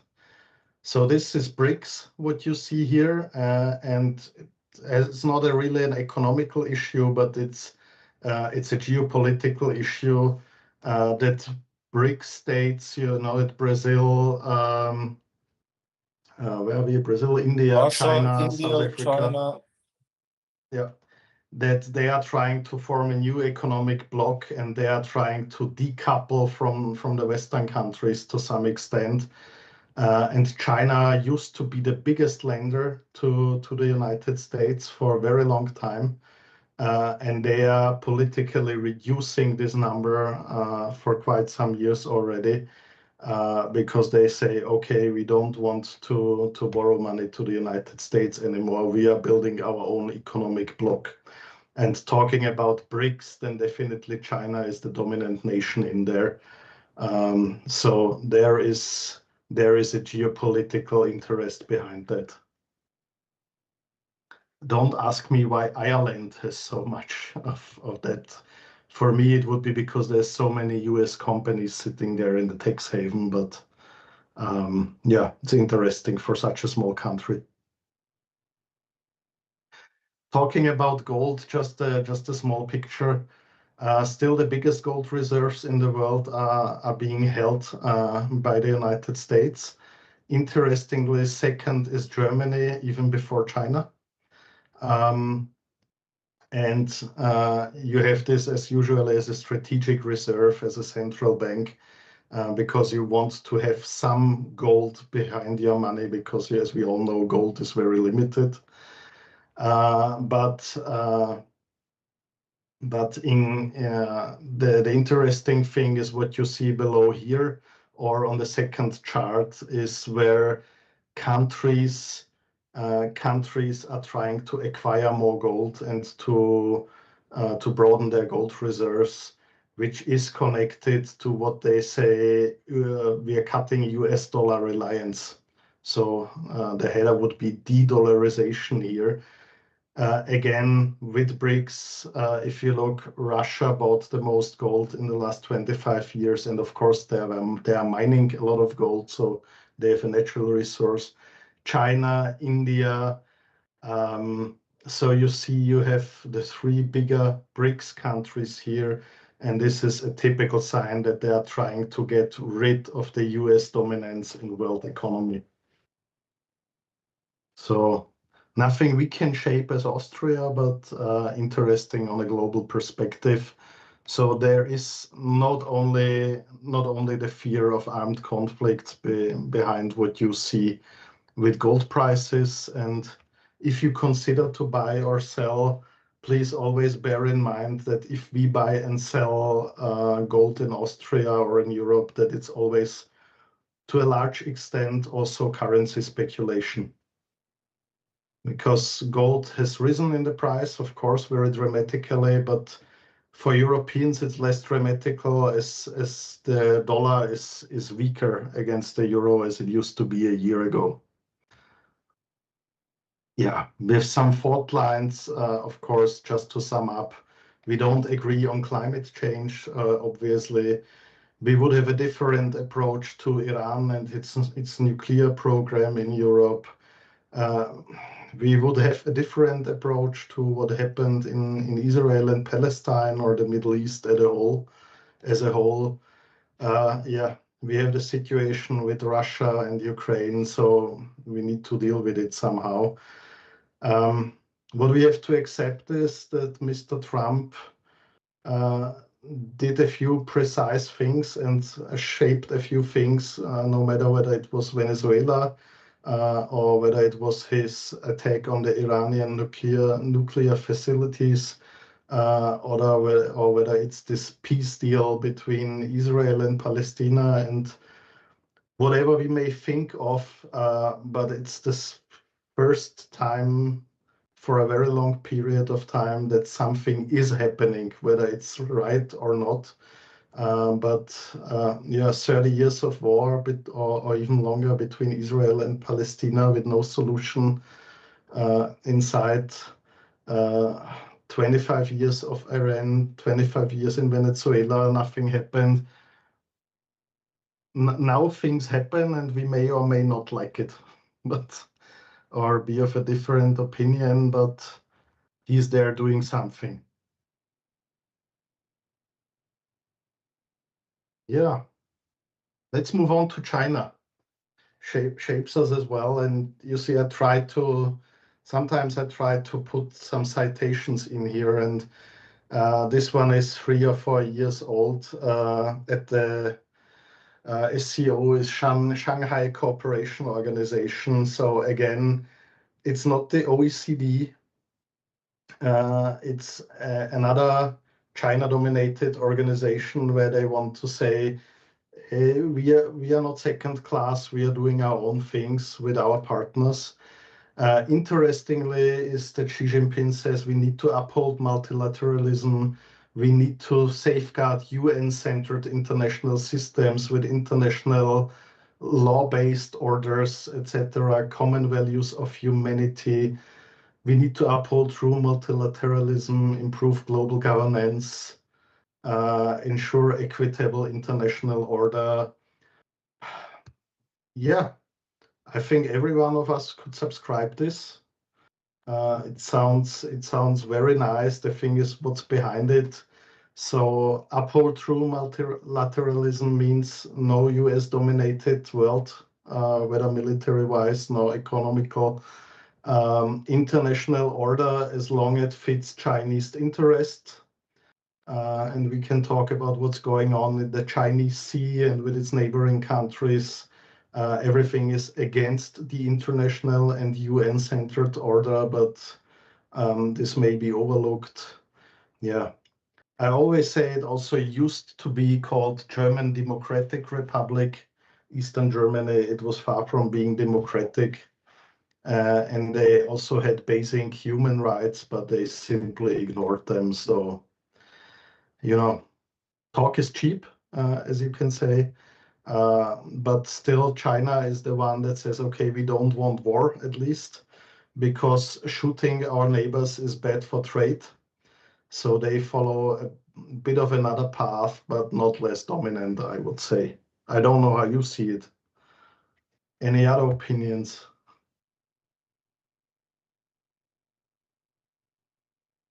You are getting tired of being admired, I think.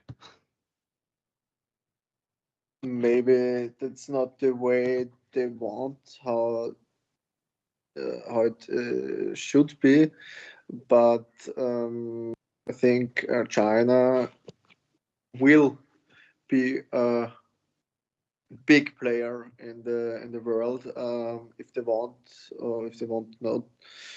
So yeah, I think they will become one of the great one. Yes. And yeah, without war, hopefully. Hopefully. I think they have a huge military right now. Raúl, Antonio?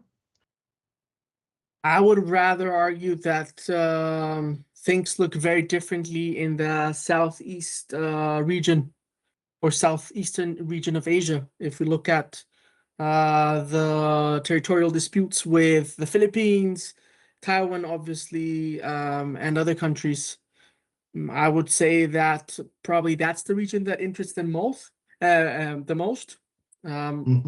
So I would not say that they're not interested in escalated conflict. I would say Yes. that yes, in specific parts where it's of an advantage for them. They are known as the bullies of Asia, no? Bullying the little countries into submission, coercion, etc. I would totally agree with you. I'm not sure whether they would really like to have a military conflict, but I think they're exercising a lot of power on them, and it's everything else than a UN-centered international system based on international laws, etc. Especially the countries you have mentioned, where you have ongoing dispute about the sea, the naval territory, which belongs to which country. So China is really expanding there. I think they are watching very closely what happens with Russia and Ukraine and what the West is willing to do or not to do. You have these things with Taiwan going on all the time, which they say is not a country, but it's a province of China, and we need to have it back in our country. Yeah, I think they have so much power they don't need to exercise military power because maybe it will take 20 more years, but Taiwan won't have too many options, I think, in the long run. But Yeah, let's. but I think with these exercises, they're just proving the others what they are capable of doing. Yes, of course.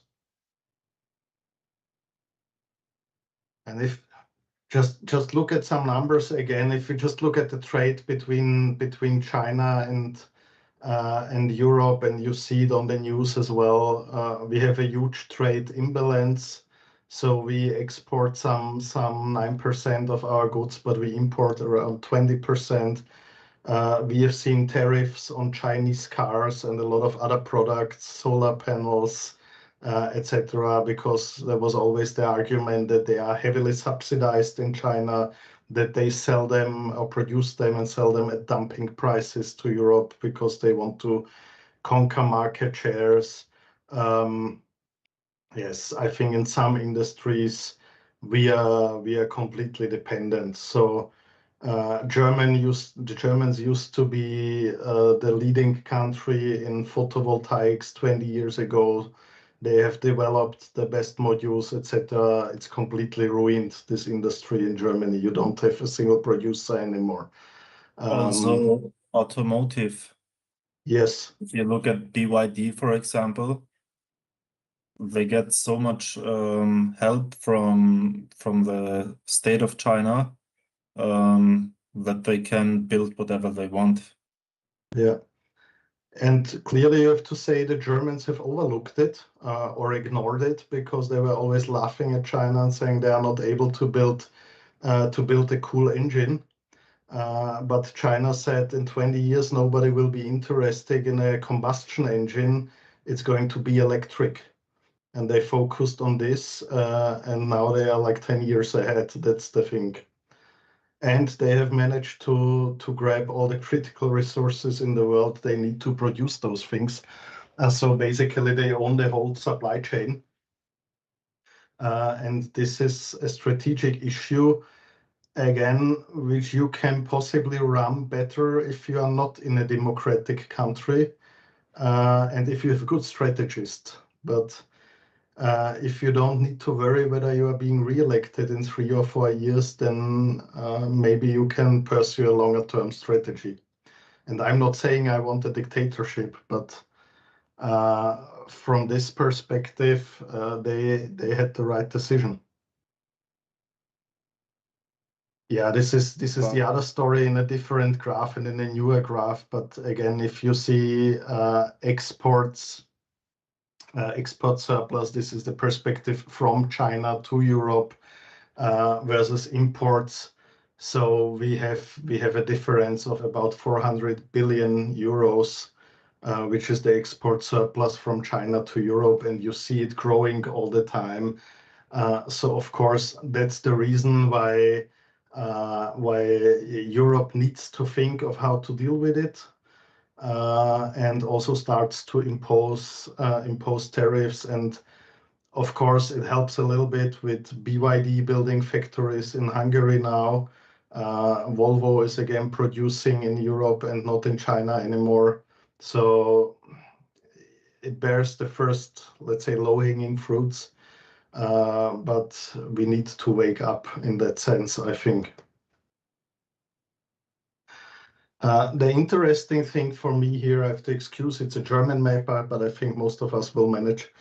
The interesting thing in geopolitics, and I like the header here with Handel und Macht, is they try to exercise their power through trade and through infrastructure. And I guess most of you have heard about the so-called New Silk Road.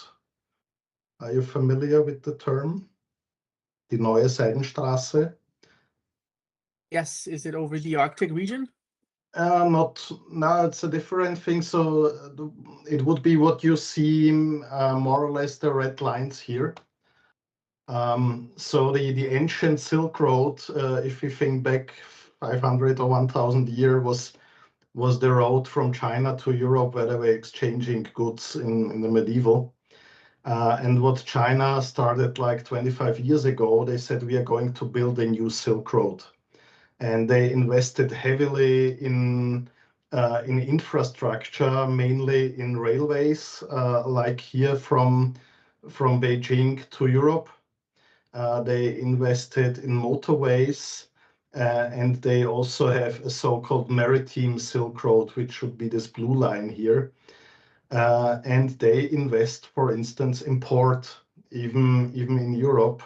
So the blue ones here say China has stakeholdings in these ports. So they are stakeholder in Athens.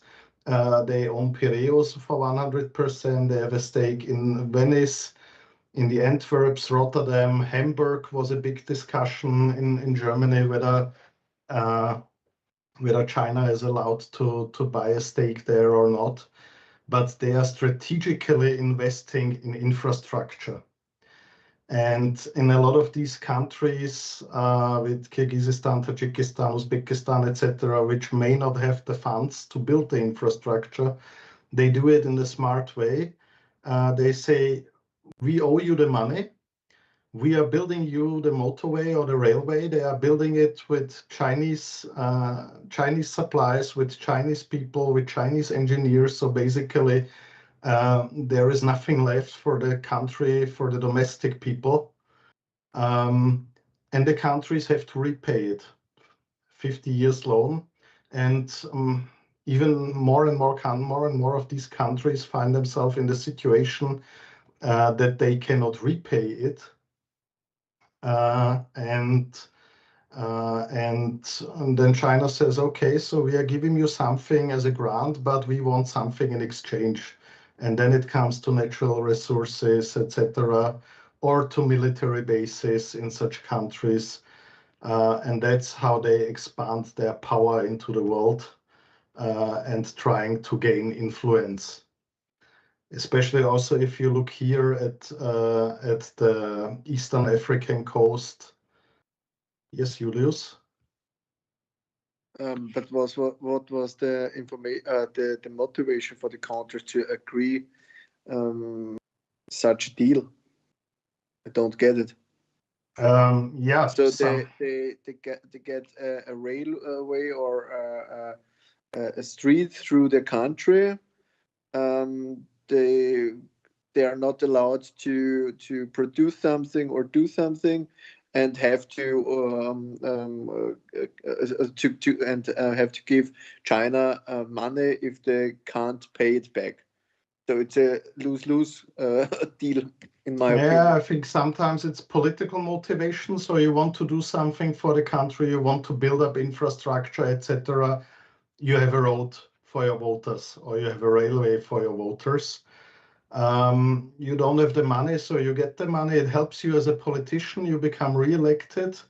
And sometimes is lack of strategic foresight or simply stupid rules. I mean, we don't have to finger point on countries, on less developed countries, somewhere in the Middle East or in Africa. We have the best examples in Europe. I don't remember the name of the bridge now, but if you are going from the more northern part of Croatia to Dubrovnik, to the very south, you would need to pass Bosnia, because Bosnia has this 40 kilometers access to the Mediterranean there. And until like 3 or 4 years ago, you need to pass the Bosnian territory, which meant two times border controls, because it's not European Union and not Schengen. And they have built a bridge over 2 islands. I don't remember the name now. And we have stupid rules in Europe, which said it's a project of that size, needs to be tendered globally. So what happened is that Chinese construction companies won the tender. They built the bridge, mostly with Chinese engineers and Chinese labor. And this was paid for 2/3 by the European Union by subsidies, and 1/3 by the Croatian government.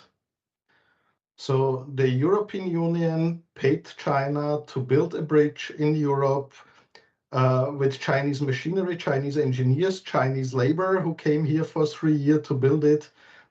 So our local economic impact in Croatia was very limited. Okay, we have a road now, and we travel faster from Zadar to Dubrovnik. This may help, but it's complete nonsense if you think of it.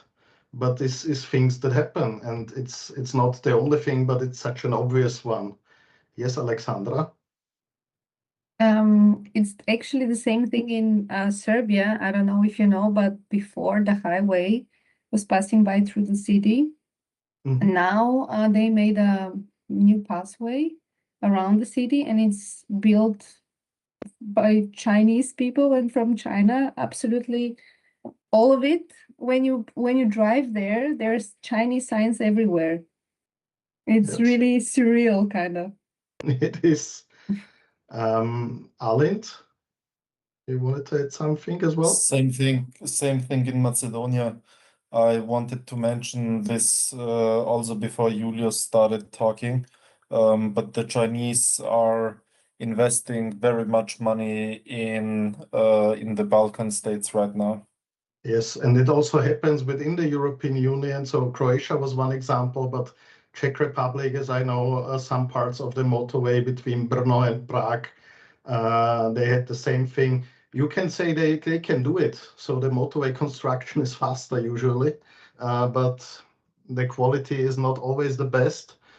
But yeah, maybe let's switch to this map I like very much as well, which shows you the crossed outs here is a group, the so-called 17+1, which have entered into a strategic partnership with China. And the ones with the red around them are groups that have signed a partnership regarding this new Silk Road. So they want to be somehow connected to this new Silk Road and to benefit from these transport corridors. And you see all the countries you've mentioned now, like Serbia, like Macedonia, but also Hungary, Slovakia, Czech Republic, Poland, etc. So these countries, all of them have some kind of partnership with China. And if you now zoom out a little bit and you look like on the map of the European Union, then you realize that you have a crack in the middle of the European Union between the west or northwest and, let's say, the southeast of the European Union. And given our decision mechanisms in the European Union, which says we have to have a 100% vote on a lot of issues, and we don't have majority votes, or we don't have votes. In some points, we have them now regarding how many people are affected in the countries, etc.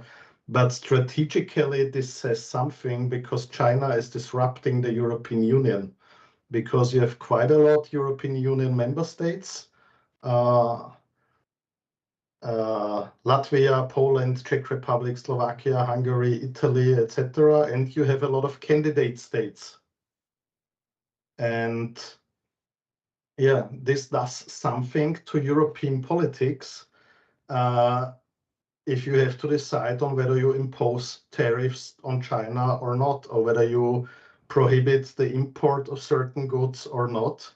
Because if I get money from China, I have a strategic cooperation, they build highways, I owe them a lot, then this means something. From my point of view, if this would be a company and I would have to decide, I would refinance these countries.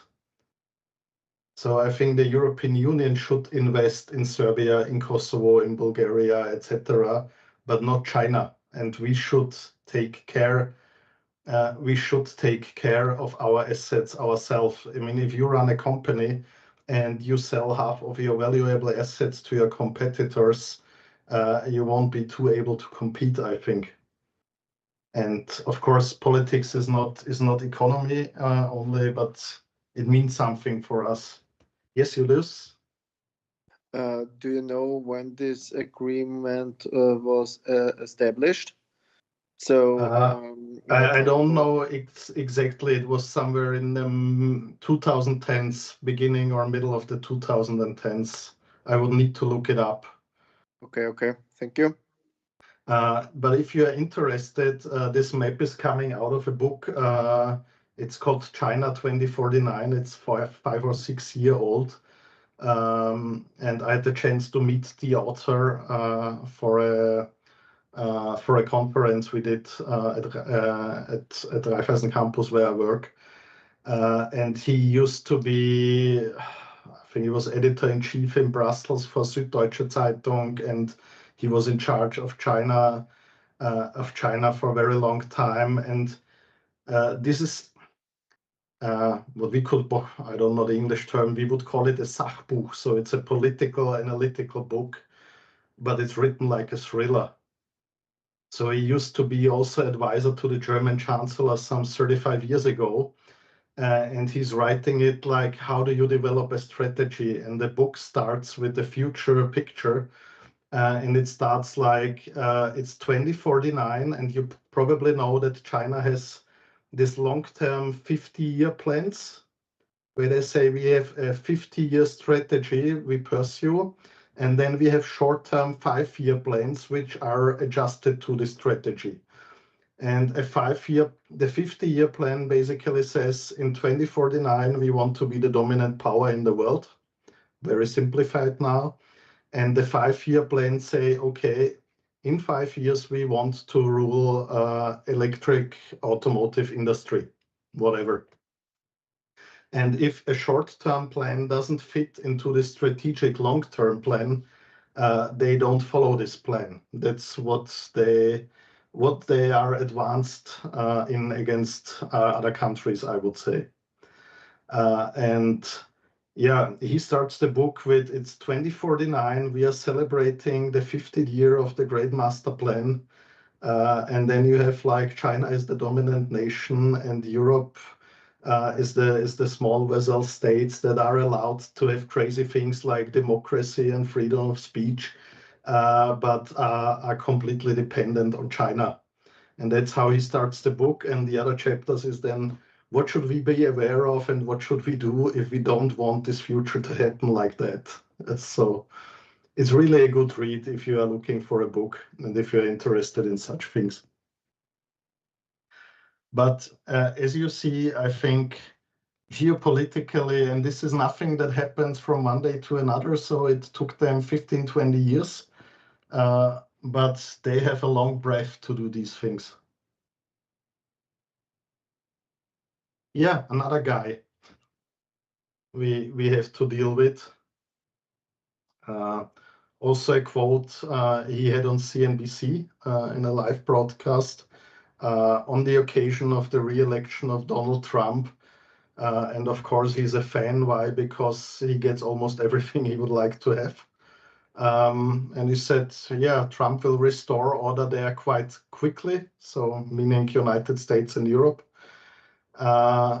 And all of them you will see soon they will stand at the feet of the master, meaning Trump, and will wag their tails a little.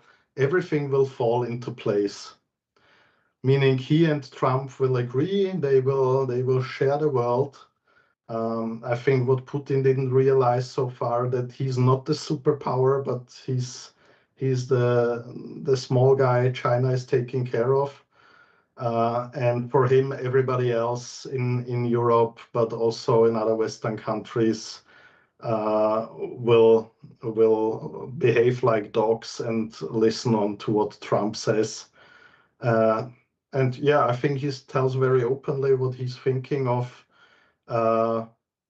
Yeah, maybe we should think about it as European Union, and it looks as we would slightly start doing so. Honestly, I don't think we did already. I think we were more or less paralyzed the last year, but it looks like we would start doing something about it. I don't know how you see it.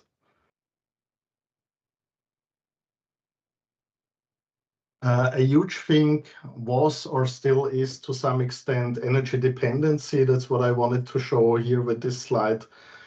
So this was our huge thing with Russia, and you see this slide is from June 2024. So it's 1.5 years old. And still Europe was the biggest buyer of pipeline gas. We had some crude oil. We were the biggest buyer of liquefied natural gas, LNG. So we had more sanctions on crude oil. Why? Because we could easier replace it. Coming from other countries like UK, Norway, United States, Arab countries. With gas as well as pipeline gas and LNG, we had huge problems. Why? Because we had too little LNG terminals to being able to deliver LNG gas to Europe. And we had a very lot of pipelines going to Russia and buying gas from there. The situation has changed with, of course, with the invasion of Ukraine. So Europe was and is trying to get rid of the thing. where you see for the first years until 2023 with LNG happened almost nothing. So this is only LNG imports, so the liquefied gas that comes by ship. The United States had a huge surplus because we had to replace pipeline gas from Russia. United States were willing to help out for 4 times the price we paid for the pipeline gas, and for 4 times the price Americans pay for the LNG. And it's not about transport costs, but it's, you know, it's the pioneer thinking. Yeah, there's an emergency situation, so let's make money out of it. That's deep in the DNA, I think. And finally, we are getting rid of it. So what you see is a press release from like 3 weeks ago, where the European Union, even with the agreement of Hungary, Slovakia, and other rather highly affected countries, which still rely a lot of gas, said we are banning the thing completely.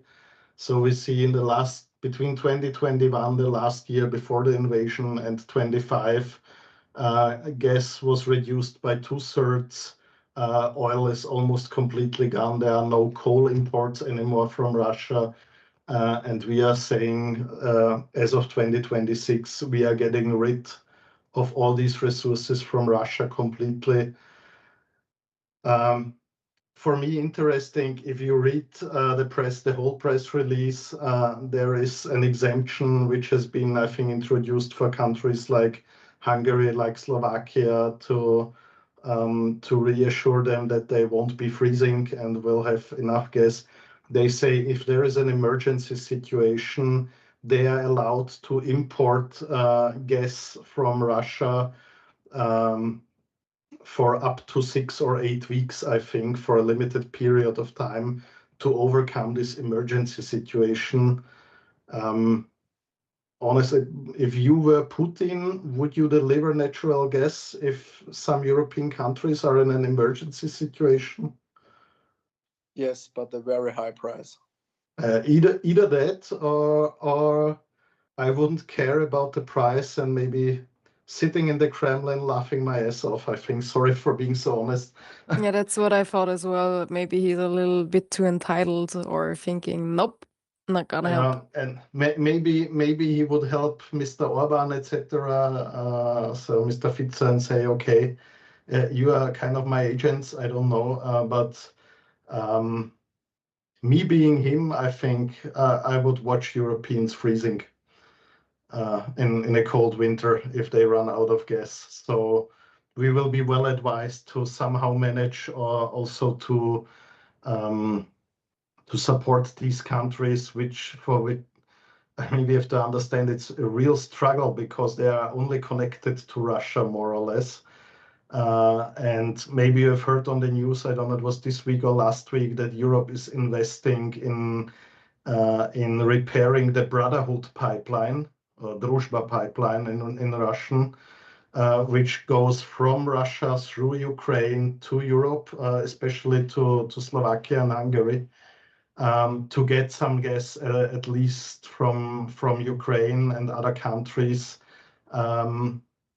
because this was heavily damaged, not really through the war, but to a large extent through Ukrainians who wanted to prevent the European Union from buying natural gas from Russia and thereby funding the war.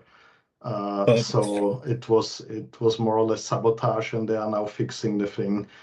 Yeah, and then you can say I'm importing natural gas somewhere from Turkey, which comes from Russia again, but then it's laundered, you know. Yes, Alind?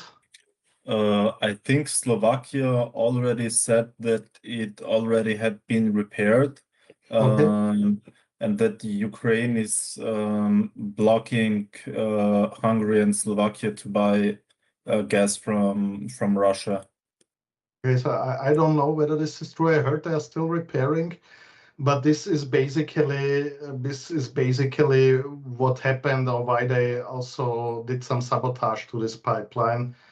And I don't have the charts in here anymore, but for those who remember, like 10 or 15 years back, or 20 years back, It happened several times that Ukraine was blocking natural gas transport from Russia to the European Union, forcing, if not to say blackmailing Europe to pay for the energy bills of Ukraine. Because Ukraine at some point in time wasn't favored anymore in prices and they couldn't buy it to Russia. And they said, okay, if Europe isn't helping out and paying, then we are not delivering gas and we are stealing the Russian gas, which is meant to be for Europe. So I don't know the exact dates anymore. I think it was 1997 and 2007 and 2014. There were like 2 or 3 so-called gas crises when this happened. Yeah, it's if you control the logistics and the transport route, you have some power, of course. Talking about control, and you have some, let's say, Russia's projections of power. I need to adjust this slide because it's not really accurate anymore. Why? Because, as you all know, Russia lost Syria as the regime changed almost a year ago. So they had huge military bases in Syria, which they lost now. They are now doing military operations with Iran, but they are losing this as well. They are losing, as I think Raul mentioned already, Venezuela, where they also had connections to. Yep. So a lot of the things Mr. Trump does geopolitically make sense from a military geopolitical perspective. What Russia did and still does is that they deliver a lot of arms, a lot of technology, even nuclear technology to some countries, and that they are trying to somehow distort politics. And the closest example for us is, of course, Serbia being a candidate state to the European Union, where we know for the last 150 years there have always been strong ties between Serbia and Russia, and they are trying to influence politics there until today. And we have the same issue with Bosnia and Herzegovina, where you have Mr. Dodik in Republika Srpska always interfering somehow, and yeah, let's say trying to prevent Bosnia from making progress in towards European Union, etc., and somehow employing Russian politics there. So yeah, it's a bit of a strange situation, but it's the same thing with China. All these powers try to somehow influence, let's say, weaker countries, politically less stable countries. We have talked about BRICS, which is on the right side here, or BRICS Plus, and the old world order, which basically is the G7, North America, bigger European countries, and Japan. So what you see is that really mainly China, with Russia and India being the other big economies, and Brazil try to make some counterpart in the world. And if you look economic-wise, then you could say the old G7 countries have 45% of GDP in 2025 figures. BRICS and BRICS Plus, with a few smaller countries, already have almost 30%. So that's not nothing anymore. And the more interesting thing is on the right side, it's the growth rates. Of course, if you think of GDP per capita, then this is completely different in India and China compared to the United States or Germany, and it's easier to grow faster from a lower level. Of course, this is true, but if you have these growth rates for 10 or more years, then you are catching up constantly, and it won't take them too long, I think, to reach an equilibrium, even if other countries are joining this BRICS partnership. And then we are in what Xi Jinping in the beginning called a multilateral world. So we don't have the US or Western dominance anymore. So again, strategically makes a lot of sense for them. We have talked a little bit about transport routes. What this tries to tell you is which part of the international trade goes through which transport corridors. And we were talking about the South Chinese corridors here, with the Philippines, with Indonesia, with countries like Thailand, etc., connected to this, where China is really trying to expand its power and to limit the other countries against every international sea law that is out there. So if they say we obey the law, it's simply not true. And if you look at Chinese maps, so if you would buy a map in China, then it says this is Chinese sea territory. Probably that's why it's not the Gulf of Mexico, but the Gulf of America. It's a reaction to that, in Trump's point of view. But that's an issue, and China wants to have control over this territory because you have 30% of the world's trade, which is transported by ship, goes through this territory. Another issue, much smaller size, but China used to have a stake in the Panama Canal Company, and Mr. Trump forced Panama to throw out China and to have America in there again, because they said we don't want to have China in the Americas here. It's our territory. We don't want them to be here. It's only 1% of the world's trade going through Panama Canal, but yeah, it means something. And the last days, you probably noticed we have the Strait of Hormuz in the news. This is this conflict between Iran and the United States and the negotiations, and you have heard that Iran and Russia are doing naval trainings now with submarines and military vessels. Should this bother us as Europe? Yes, extremely. If you look at the map, the Strait of Hormuz is like 40 kilometers wide. So it's no problem for a country with a huge military like Iran to block it. And the thing in the Strait of Hormuz is either it's open for everyone or it's closed for everyone. So if they close it due to a conflict, Iran is not getting out any oil of the country. They cannot sell anything. But our problem is all the other countries like Iran, Kuwait, Qatar, etc., where we buy our LNG and oil from. To some extent, they cannot get the products out of their countries as well, because the Persian Gulf is fully blocked. So this will be interesting to see.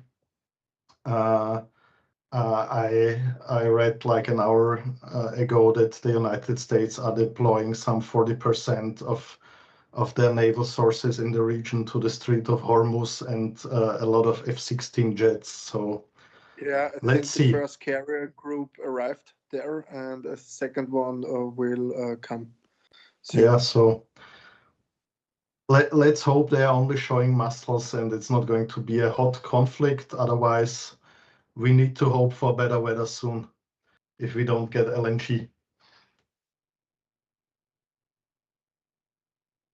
Yeah, Also, other challenges, if we are approaching logistics and international trade, it says here small attacks, big impact.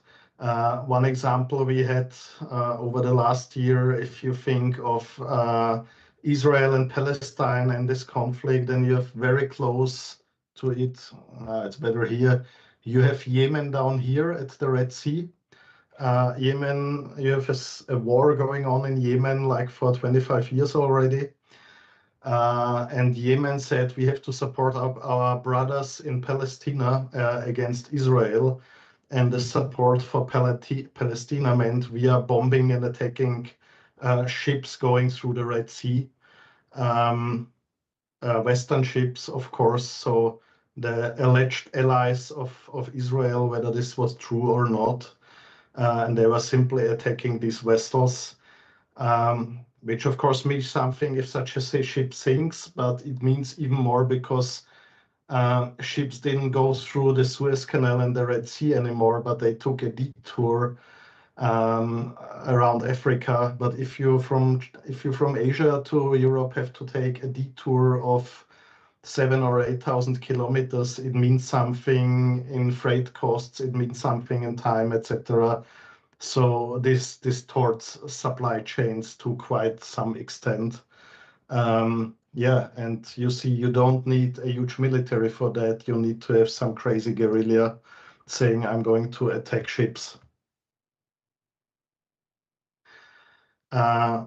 Somebody mentioned it before with the Northern Sea passages when we were talking about the Silk Road. So this is basically the Northern Sea passages. The blue one is the Northwest Passage. The red one is the Northeast Passage. And the idea behind it is if global warming goes on and the ocean heats up, then the ice is gone and you can do some shipping in these waters, which is basically not possible at the moment. I mean, Russia has a fleet, I think, of 4 or 5 nuclear icebreakers for 40 or 50 years now. So they are trying to keep this passage here in the north open to some extent, but it's at huge cost. But the strategic idea behind this is we don't believe that global warming will stop, and we think that maybe in 30 years you can travel there without any bigger efforts. And if Mr. Trump tries to annex Greenland, it's not only because of the rare earths or because of the beauty of the scenery, but he wants to have his power there and control over these passages, because now he has only Alaska. Most of it belongs to Canada, and therefore he wants to have Greenland to exercise control. And the map distorts it a little bit because we have it like that. If you would look on the globe and you look from the north, then you see that it's a geographically rather small area we are talking about. So, and you have all the countries there. You have Russia, you have China, you have Canada, you have Denmark with Greenland, and therefore he wants to be there as well. Talking about transport routes, and we have mentioned already Druzhba pipeline, which is called Brotherhood here.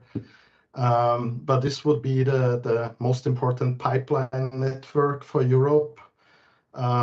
So you see Slovakia, Hungary, etc. They are only connected here.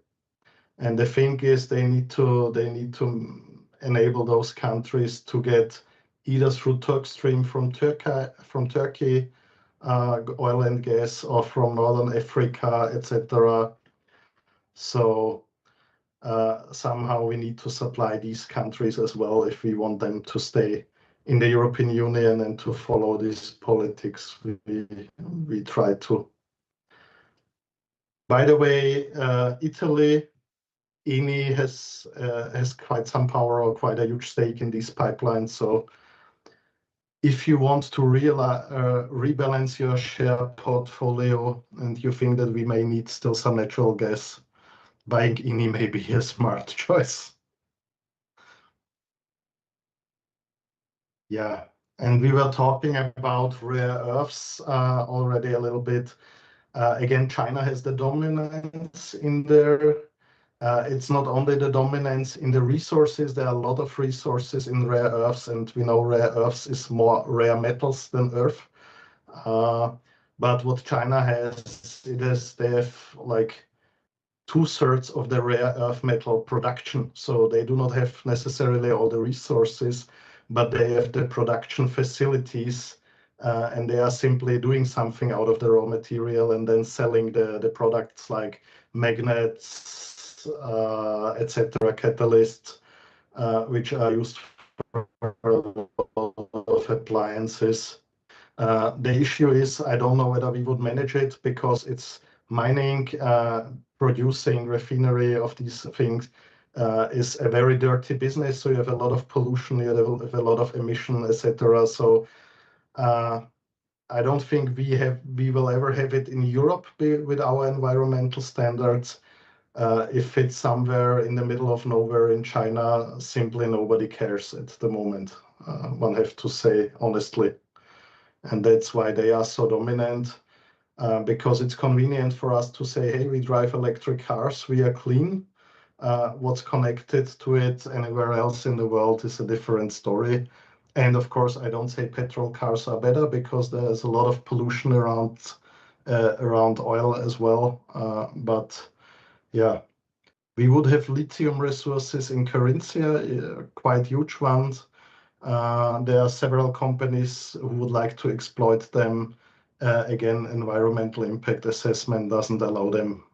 They are trying for 15 years now.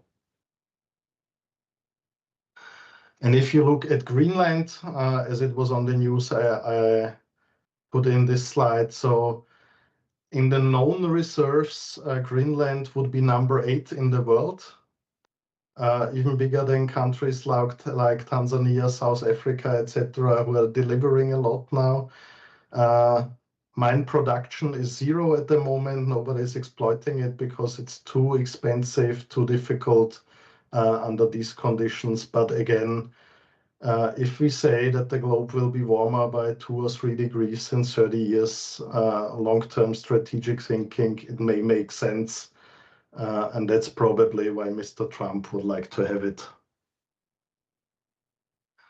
Yeah, and last but not least, we all know our demographic problems. So all of us, I'm afraid, will have to work until we are 70 at least. We have an aging population like many other Western developed countries do. We have issues with a lot of Asian countries. We have issues with African countries, issues in the sense of that they have an extreme population growth. They have a lack of wealth, and this causes pressure on all these migration routes to Europe. And maybe this is why it makes sense to try to get some wealth to these countries as well, so people do not necessarily have to flee their home just to make a living. I don't know whether it will be enough if we close our borders. I don't think we will manage in the long run. So we need to take care of our backyard to some extent. In order not to end in a century of humiliation, I don't know whether someone is familiar to this term. Century of humiliation was what happened to China 100 years ago. Basically, a former superpower that was economically underdeveloped, militarily not capable of withstanding any conflict, a huge culture, but completely dependent on other countries. And Japan was there, United States was there, even Germany had a small colony in China. So yeah, this is an AI fake picture which will symbolize it a little bit. Everyone from Europe sitting on the bench and waiting for the audience at Mr. Trump or Mr. Xi Jinping or whatever. I think we should try to overcome our weaknesses. We should become less dependent, and we should do something about our industry not to become deindustrialized. But that's my opinion. But I hope that Europe will wake up a little bit and do something more about it, and not be too reliant on other partners, as we see that this reliance may not help us. I would propose to make a short break again, if you're fine with that. Let's continue at 5:10. Is this okay? 16 minutes? Yes. Enough for a coffee? Great. Thank you. Thank you. Yes. Thanks. See you in a while.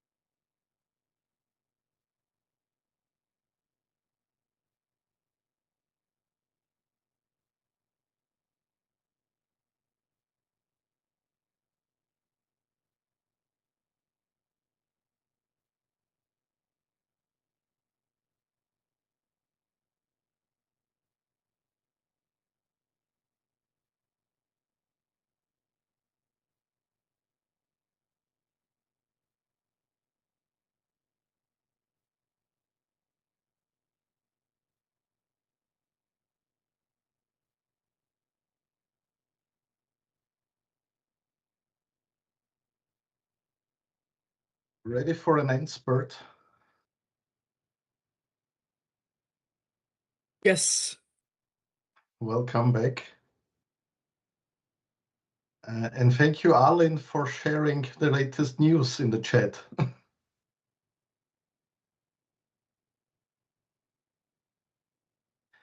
You have some background information as well? No, I just read that on Instagram Okay, I see.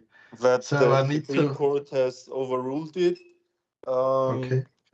And one of the persons from Trump's inner circle told the media that they are now looking for a plan B to keep up most of the tariffs. Okay. Now it's really interesting, but you see how things develop. And the thing is, I need to look it up if you're interested until the next time. I've once found a chart, and I think I have it somewhere on what has been announced in tariffs and what really has been imposed in the end.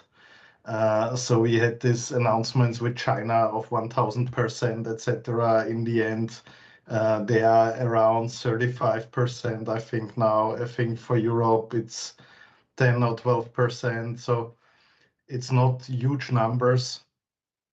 Yeah, in the end, it's a huge communication issue. But I'm surprised if that's true. I need to read through it a bit more thoroughly afterwards. Why surprises me? Because you know that Republic, or let's say judges that are close to the Republican idea have the majority in the Supreme Court, because most of them have been nominated by Trump during his first era. So it surprises me that they rule against Trump. But yeah, let's see how things develop. Maybe they are getting afraid of midterm elections in case there will be any. So Yeah, I let's just read that they told that the tariffs were illegal. Okay. Yeah, interesting. Will be interesting to follow. I think we will have a lively semester together. We will have a lot of things to discuss, and a lot of things will happen. So from a teaching perspective, it's much more interesting than a too stable environment. Let's say like that, because it leaves a lot of room for discussion for us. So I'm sharing again. You should see the colored containers again. Yes. Yes, thank you. Perfect. And I would like now, so usually this geopolitical thing is, I think, a very good icebreaker to get to know each other and discuss a little bit. And of course, we will continue. But now let's try to move a little bit more from politics, a little bit more to trade. It says here why export would be to say why trade. I mean, the university calls it export and finance. I don't like it too much like that. I tell you why, because export for me is always only one side to the medal, and there's the other one that's called import. And usually in an open economy, you don't have the one thing without the other. So please, we have a tendency in Austria always talking about export because we want to sell our stuff to keep our wealth. So we have Exportförderung and we have Exportakademie and we have everything connected to export. Please always try to remember that there's the other side. We need to buy some things from abroad as well. So if we are talking about exports, please also think of imports on the other hand.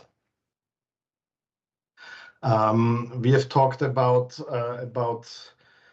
David Ricardo and the theory of competitive cost advantages. So the basic idea is you have some advantages through the division of labor if you're in international trade. The cost of production may vary. This was the huge issue with China for 20-25 years.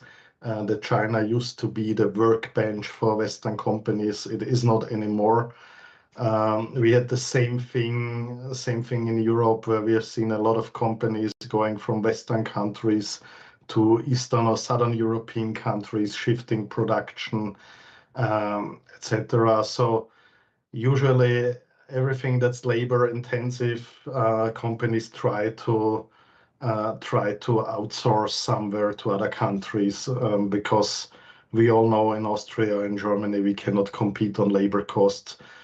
We can only compete on productivity and on know-how, but not in producing simple labor-intensive products.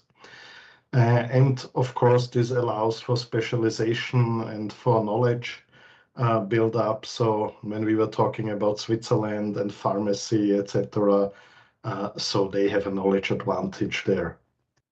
And what favored international trade during the last decades was that the costs of exploiting these differences have fallen significantly. If you think 100 years ago, or not even 100 years ago, but 100 years ago, we didn't have container ship. We had wooden vessels. We didn't have telecommunication, but we sent letters, and if we were smart, then we had a telegraph somewhere. But all these things have changed dramatically over the last 100 years, or over the last 50 years as well, because container ships aren't that old either.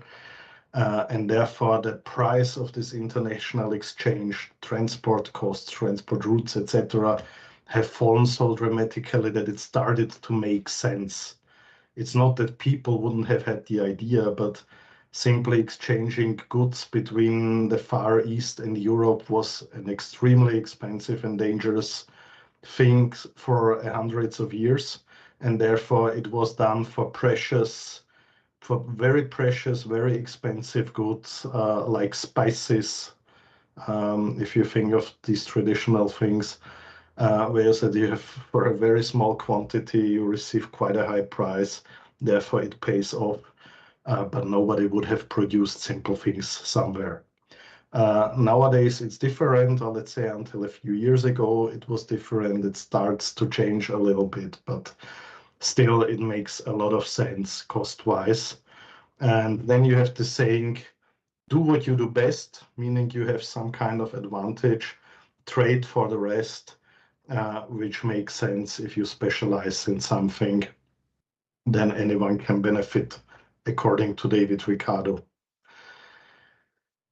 Having said that, also with transport possibilities, communication possibilities, etc., if you look at the huge numbers, and really only at the huge numbers, then you see that basically international trade in goods was non-existent some 50, 60 years ago.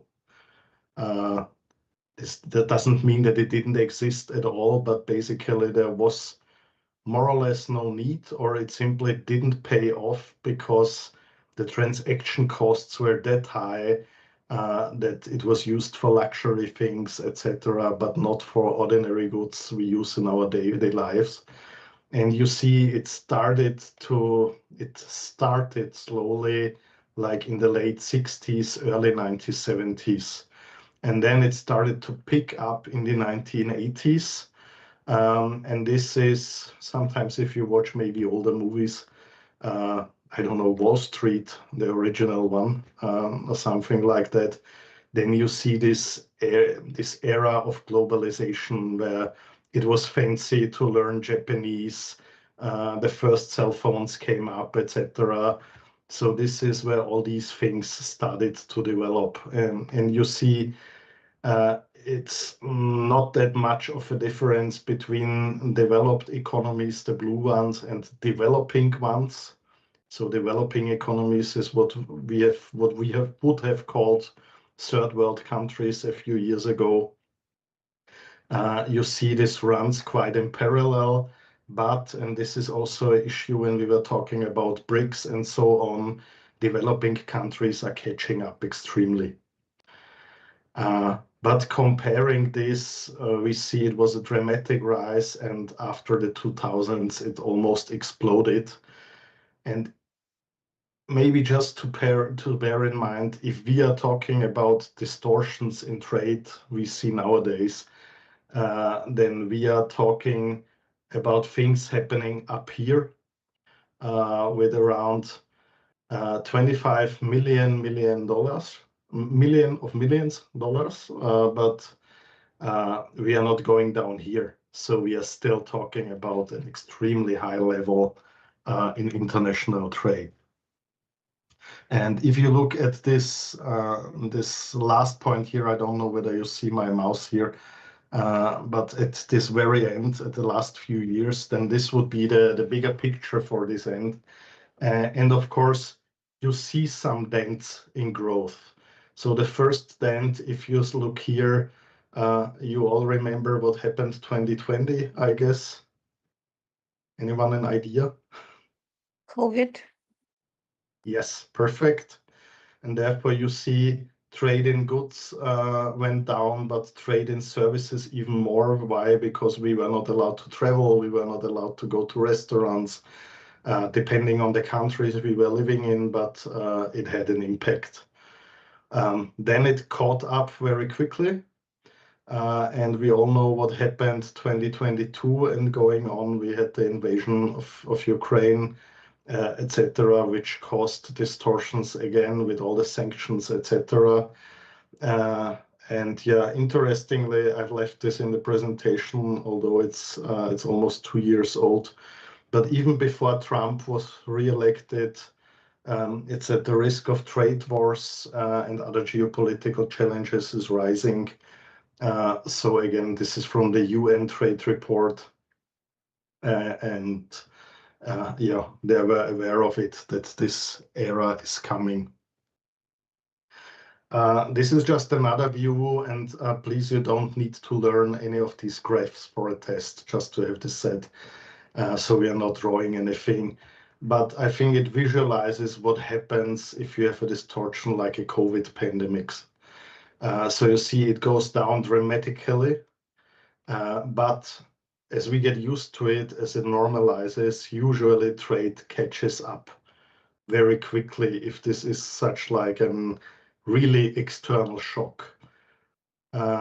If we enter into long-term geopolitical conflicts, this would look different. So this is really an external shock where I said, okay, I have a pandemic, I don't know what to do, everything breaks down, but you see the catch-up was even higher on a worldwide basis than the impact was. It's not true for Austria. Unfortunately, we didn't catch up until today. So we have lost quite a lot, which was basically also due to bad politics. Another chart, and I just want to draw your attention to the red line, which says CIS. You know what CIS is? Anyone an idea? No? It's the Commonwealth of Independent States. It's like an economic follow-up organization that has been founded after the collapse of Soviet Union. So it's basically and dominantly Russia, and then you have some neighboring states, like for instance Belarus, that are in this Commonwealth of Independent States. So it's like an economic bloc, but it's purely dominated by Russia. And what this chart would like to show you is what sanctions did. And if we look, maybe let's start on the import side. If we look at Russia at this red line here, then we see with the invasion of Ukraine in the first quarter, sanctions were imposed and imports collapsed by 20% immediately after sanctions were imposed, meaning no Western cars have been sold. I don't know, no consumer goods have been imported to Russia from Western economies, etc. So you see it goes down dramatically, but you see it takes them a quarter or two to compensate and to readjust these delivery routes or these supply chains. So what happened is they switched from German or French cars to Chinese ones. But still people are buying cars, but they are not buying cars from Germany anymore, or from German factories producing in Russia. They are not buying TV screens from Western Europe or the United States, but they are buying them from China and so on. Where it didn't change that quickly is the export side. We'll see, okay, sanctions have been imposed in the first quarter, and then it shows only 1 year, but it went down all the time. So what happened is that Russia basically lives on the export of fuels. So fuels meaning crude oil, natural gas, etc. And they were not able to export it to relevant parts of the country, of the world economy, talking about the G7. And they had the possibility, of course, to sell it to China. But for instance, they don't have I think they don't have any pipelines for natural gas or oil to China. So they need to transport it by ship. They sold it to India and to countries like that. But to be attractive, they need to sell it at a huge discount. So this means something for the Russian economy. I don't know whether you have realized what happens now. You all know this thing with European or Western sanctions, and it was said that they didn't work too good on a political perspective.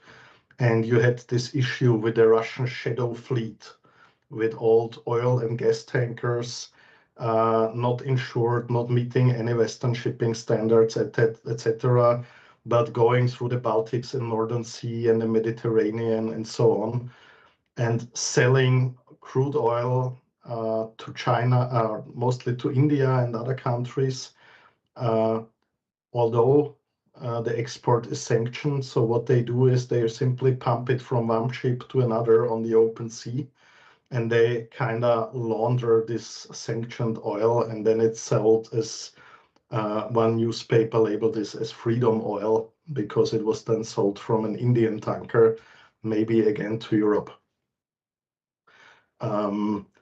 So what happens after they said that sanctions don't work, or what you see even more now, is that Western countries are trying to seize the ships. So I think it was Denmark this week or the last week that seized the ship in the Baltic Sea. We had this in the Mediterranean. The US are seizing ships around the Red Sea. So they try really to seize the oil, to take it out of the market. It cannot be sold anymore, and therefore harming Russia. And I don't know whether you have came across it. I think it was yesterday when India said it won't buy any Russian oil anymore, and they received it at a huge discount. But under economic pressure and pressure of tariffs from Donald Trump, they agreed to switch to oil from Venezuela now. So they're getting cheaper oil from Venezuela and not buying from Russia anymore. Maybe this will change if the Supreme Court now says tariffs are not appropriate, or illegal. But we'll see. But still, we see the United States imposing tariffs on India for buying Russian oil. It works to some extent, and it makes them rethink their strategy. Let's put it like that. Again, distortion due to conflict. What you see here is the gas price and the gas volume. So on the right chart, you have the prices for natural gas. Dark purple is US, mid purple is Japan, and Europe is the lightest one if you look at the right chart. And what is historically interesting from my point of view is that the market knew something was coming. So you see a rise in the gas price already 1 year before the invasion of Ukraine, and there was no gas shortage. But Russia was selling less. They were storing capacities, and we know, especially in Germany, all the storage facilities had been sold to Gazprom, and yeah, you saw it on the gas price, and with the invasion, it went up from somewhere around $30 per ton up to 70, so it more than doubled, and it like increased 7 times within 1 year. And that's what we all felt when we were looking at our heating bills or at our electricity bills. Basically, why electricity? Because the last kilowatt of electricity produced in Europe usually comes from caloric power plants, mostly gas-fired. And we all know under the pricing regime, this merit order regime, we have the most expensive kilowatt determines the price for the whole market, and that's why electricity prices went up extremely as well. We are getting an update from Karin. It's too small here.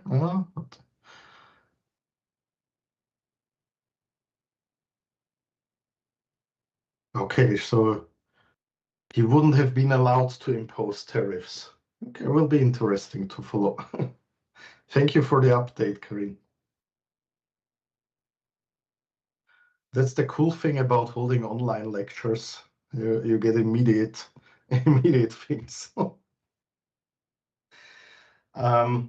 Maybe another view on what sanctions do.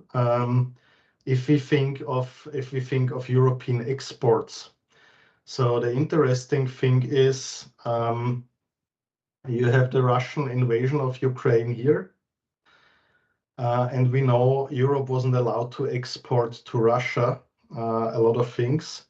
What interestingly happened is that exports to neighboring and let's say maybe politically somehow connected countries doubled, tripled, etc. So you see Kazakhstan more than doubled, Moldova, we know a part of the country is under Russian control, doubled, Uzbekistan doubled, Georgia doubled, Kyrgyzstan 10 times more, Azerbaijan doubled, Armenia doubled, also there, Bergkarabakh under Russian control. So I once read, I don't know if it's fake, then it's very well invented. It said on the basis of a calculation, every Kazakh family would have 4 refrigerators at home, because this is the number that was sold after the invasion of Ukraine in 2022. So probably they do not need that many fridges, but probably there are some microchips in there that can be used as the dual good for other purposes, and probably these things went to Russia as well.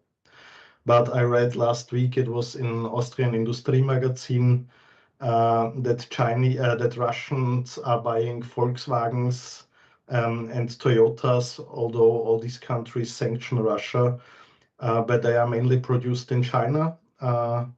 They are not allowed to be exported because it's sanctioned, but then they are registered for 1 day. They don't drive a single meter, but used cars are allowed to be exported to China. To Russia, sorry. So China exports, and I think it was 800,000 Volkswagens last year to Russia as used cars with 0 miles, and you can still buy them. So wherever you try to impose sanctions, you always find a way around it. If you have children and you try to forbid them something, they always try to find a way around it. So it's the same game, and that's also why they try to seize some goods now with the shadow fleet with oil to get around. The first thing I would like to remember, you putting an exclamation mark to the slide, is not being able to draw these slides, but what these graphics would like to tell you is the exposure to foreign trade in the term of exports and imports. And please just remember the exporters. But if we look at this, then we see like 3/4 of international trade is done basically between Europe and Asia. United States is a minor stake, or North America, including Mexico, is a minor stake. You have Arabian countries, which is especially fuels, oil and gas. You have Brazil being a huge economy, and Australia. But basically, it's Asia and Europe. And what I would like you to remember is the 3 biggest exporters if we are talking about export. And this is clearly number 1 is China, number 2 is the United States, and number 3 is Germany. And this is absolute numbers. So if you would look at it relative, then you have far more than 1 billion people in China. You have some 300 something million in the United States, and you have some 80 million in Germany. So if you would think of it on a per capita basis, then Germany is really huge in per capita exports, but still worldwide, for not being the biggest country, they are number 3 in the world. It's different with the importers. So the United States are number 1 as regards to import. And we remember we had this almost 1 trillion trade imbalance of the United States when we showed the posting from X from Donald Trump. That's what he tries to influence with his tariffs. I jump a little bit. This is a rather old slide, but the dimensions are still the same. You see it's 2018. Why do I have it in here? Pardon. Because it puts the countries into the relative size of their exports. So it still says the same story. China number 1, United States number 2, and Germany number 3. And of course, the numbers are a bit lesser. We have inflation and things like that. But from a relative size, thinking the United States have almost 4 times the population of Germany, and they have the same export volume. This means something for Germany.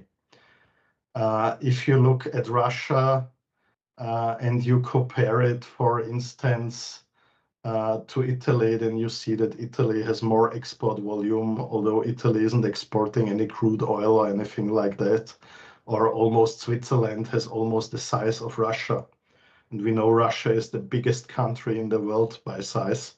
So it says something about the economic capacity also a country has.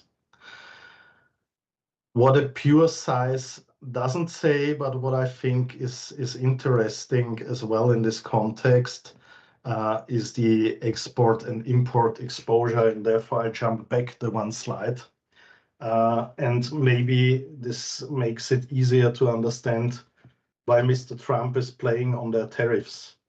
Because if you look at the export dependency, meaning the proportion of goods and services of the GDP that is being exported, then we see the United States have a rather small exposure, 11%, meaning that only every $10 they earn it from export. If we look at the European Union, altogether we have a dependency of 37%, meaning 4 out of $10 we earn come from export. So every tariff, we could say, hits us 3 to 4 times more than if we would impose the same tariff to the United States, basically.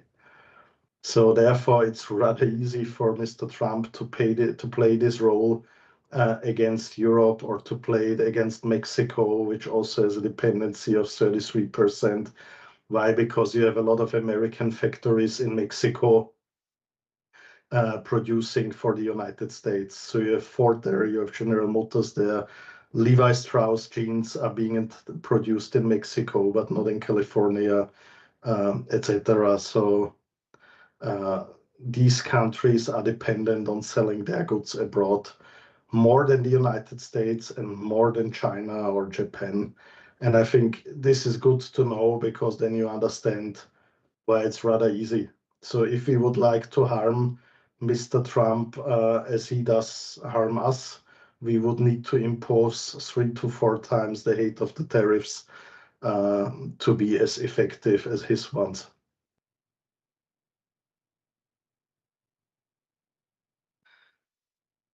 This chart tells the same story basically.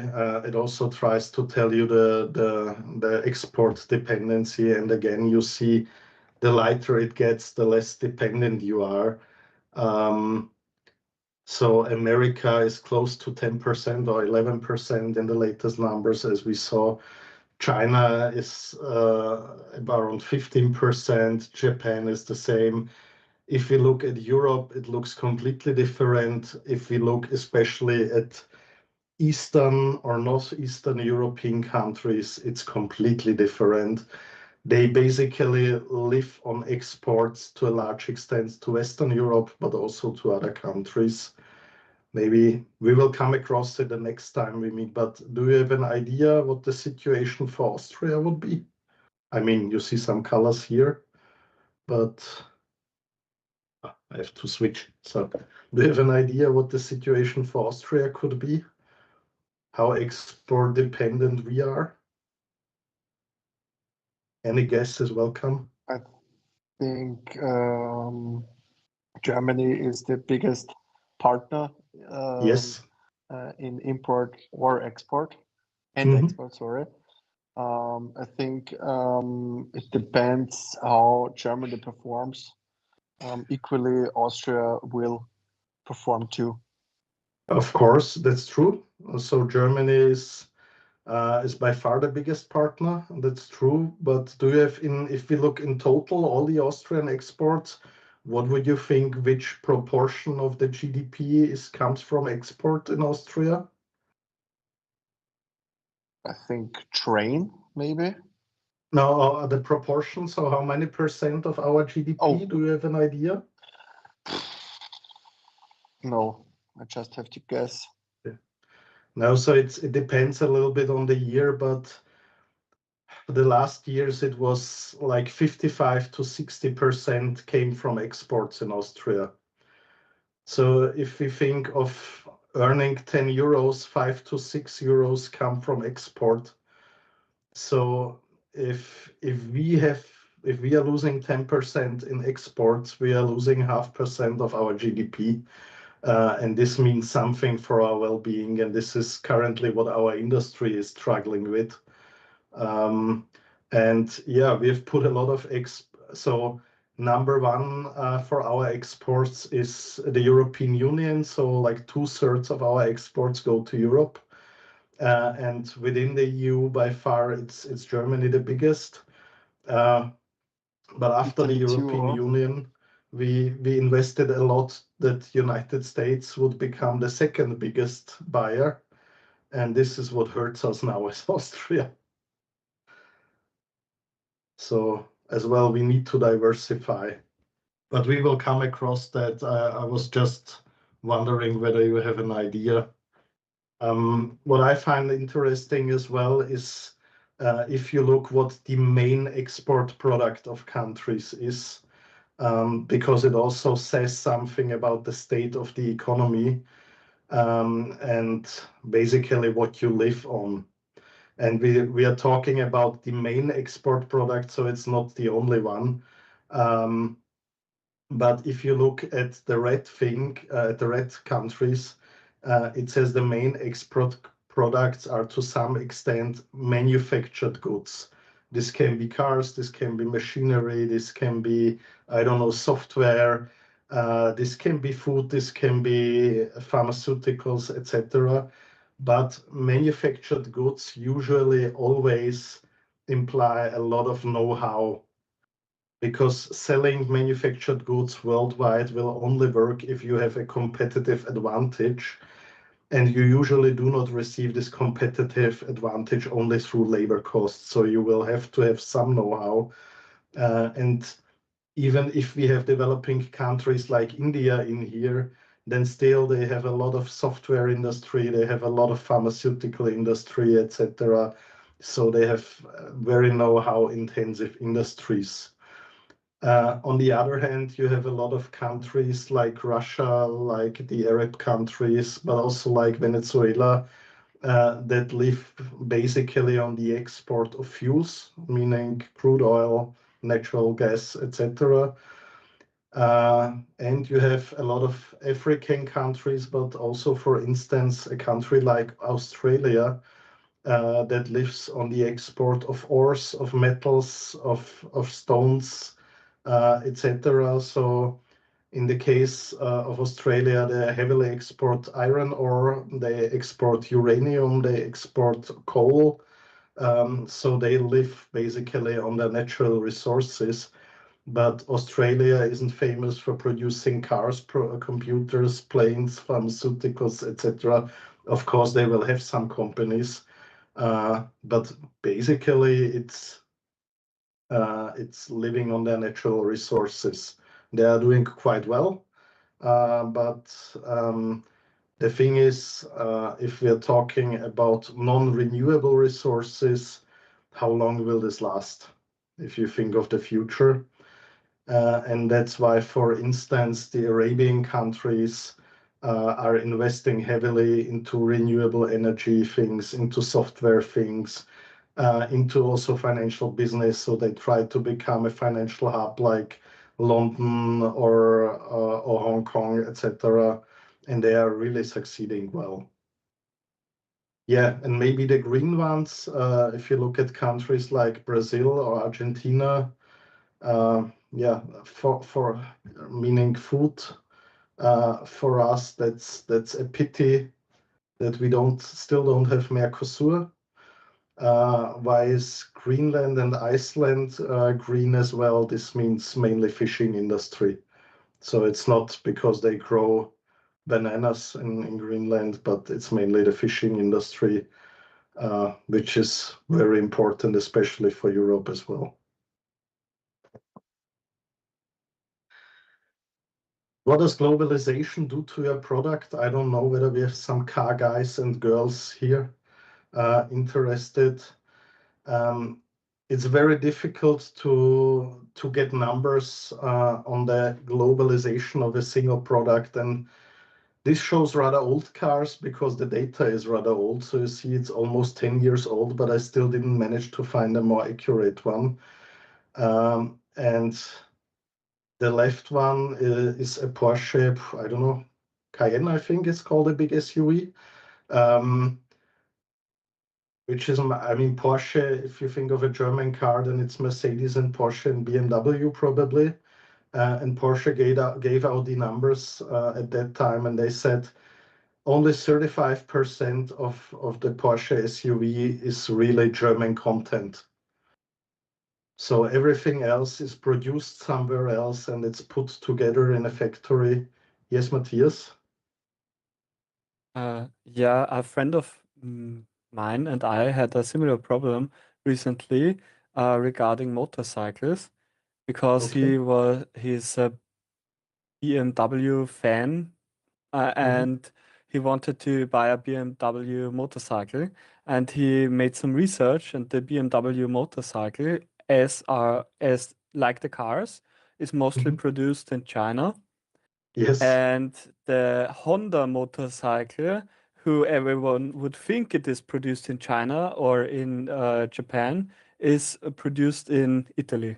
And so he's deciding for a Honda. But that's funny because every time something like this comes up, I have to think about this. Yeah, I think with the BMW motorcycles, as I ride motorcycles as well, I think everything that's not the top line is produced in China and India. And yeah, but even if it would be produced in Germany, like the right one, the Porsche 911, I think every second one of you owns one. They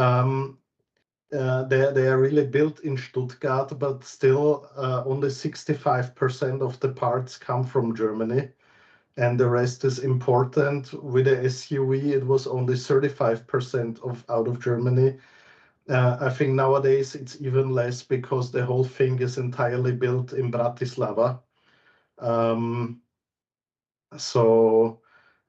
Yeah, but still the world is buying a genuine German car, but most of the parts don't come from Germany anymore. If we are talking about it, very useless information, but as we said, I tell you anyway, as I know.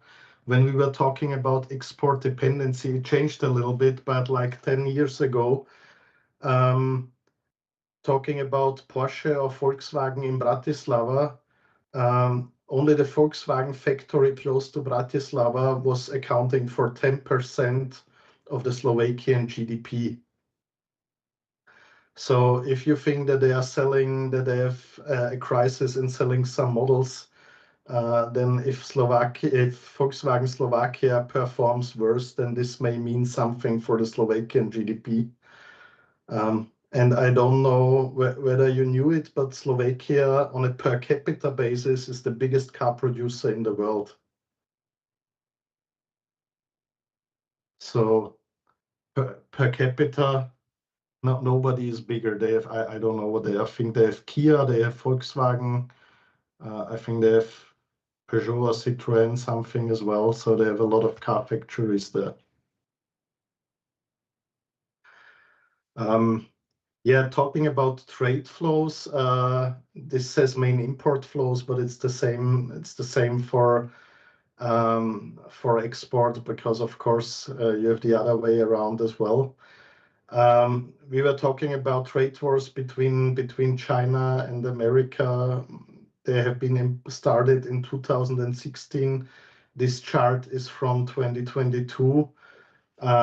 You see that you have imports of Chinese goods to the United States of America of more than $500 billion per year. If you look at the other side, the exports are somewhere between 100 and 200 billions. So this is a huge trade imbalance. Yeah, this is basically what concerns the Trump administration and why they are trying to impose these things. And this is the same story, a little bit differently told. Why did I put it in here? This is a projection. I think it's coming from 2023. And they started historically before the invasion of Ukraine and tried to estimate what will happen within the next 10 years.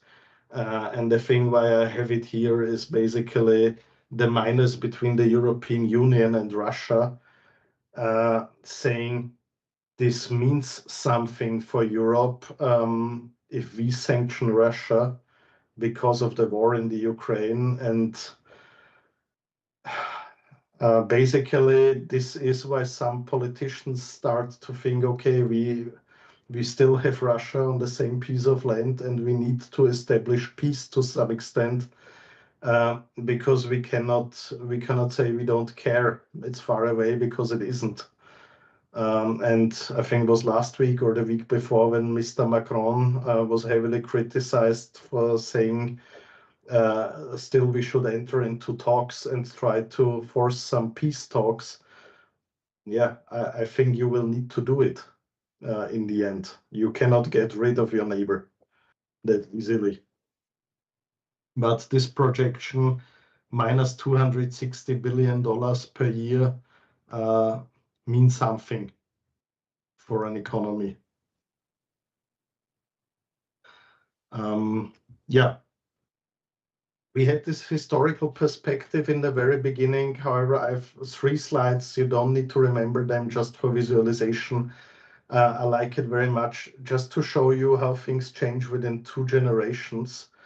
And we are here in 1960, and what this graph tries to show you is what the main trading partners were at that time. And you see you have a huge dominance of the United States in the 1960s being a dominant player in the world. You have United Kingdom very dominant and having close ties to the United States. So it always shows the main trading partner. And you had like Germany and France, France being even of a bigger size in Europe, and up here you have the Soviet Union and some of the closely connected countries. And if you now jump for 30 years, so one generation in 1990, you see Europe on the rise. So this is European Union catching up with France and Germany, and even Italy being the nations. UK losing in dominance, which is historically true. The Soviet Union or former Soviet Union somehow connecting to this bloc because it was with the fall of communism, so they oriented themselves a little bit more to the West. And you have the United States, and traditionally, we've mentioned that before, Japan and Australia. So this Pacific axis, cooperation axis, they have economically, but also military-wise, as regards also special forces, as regards Central Intelligence Forces, etc. So they have close ties here in the, let's say, Western Pacific. And you see China coming up. And if you remember this 150-year development, we said 1990, China is picking up, China is somehow emerging. But you see it was neighboring countries like Hong Kong and Korea, etc. Basically, that started these relations. And now jump another 30 years, let's jump another generation, and the world looks like that. So again, talking about the main trading partners, so you see like half of the world, the main trading partner is China. Even for the United States and vice versa, United States and China, although in trade wars for 10 years now, they are still their main trading partners. And you have the European Union here, more or less consisting of Germany. So France lost a lot in relevance. United Kingdom is wherever. I don't see it at the moment. Doesn't matter. It is not a huge. Under France. Under France. No, I think it's Georgia. Oh, Georgia. Oh, sorry. I think it's Georgia. I cannot see it. Is it at the US side somewhere? Yeah, next to Canada, the US side. Next to Canada. Okay. Oh, yes, it is here. Okay. Perfect. Yeah, because they always had, at least since World War II, they had this Western orientation more to the United States than to Europe. Yeah. But you see, you have like huge bloc China, smaller bloc United States, smaller bloc European Union. Please don't ask me why there is Serbia and Montenegro up there. Maybe because it didn't fit anywhere.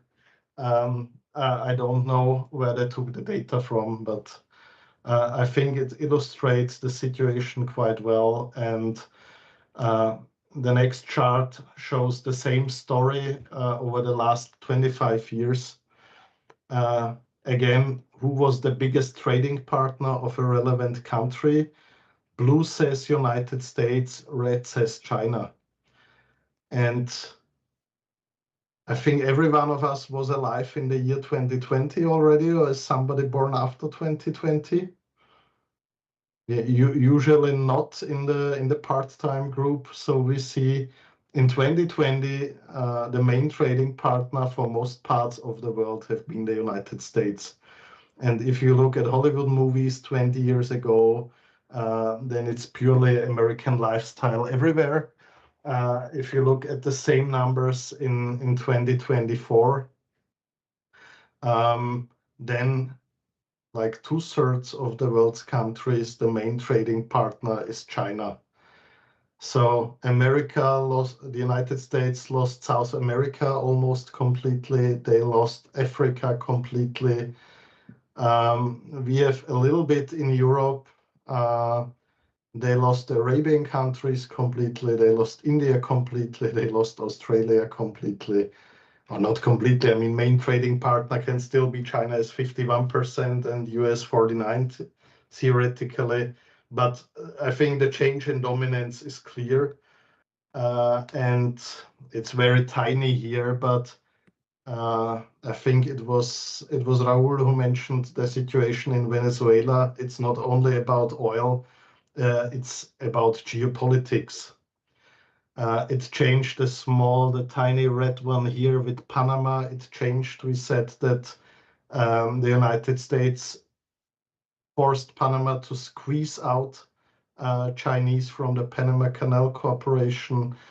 You know that they are heavily blocking oil delivery and petrol delivery to Cuba now, trying to enforce power and trying to enforce a regime change in Cuba. I mean, from Cuba to Florida, you have to Key West in Florida, it's 90 miles. So they have a vital interest of not having a foreign superpower there.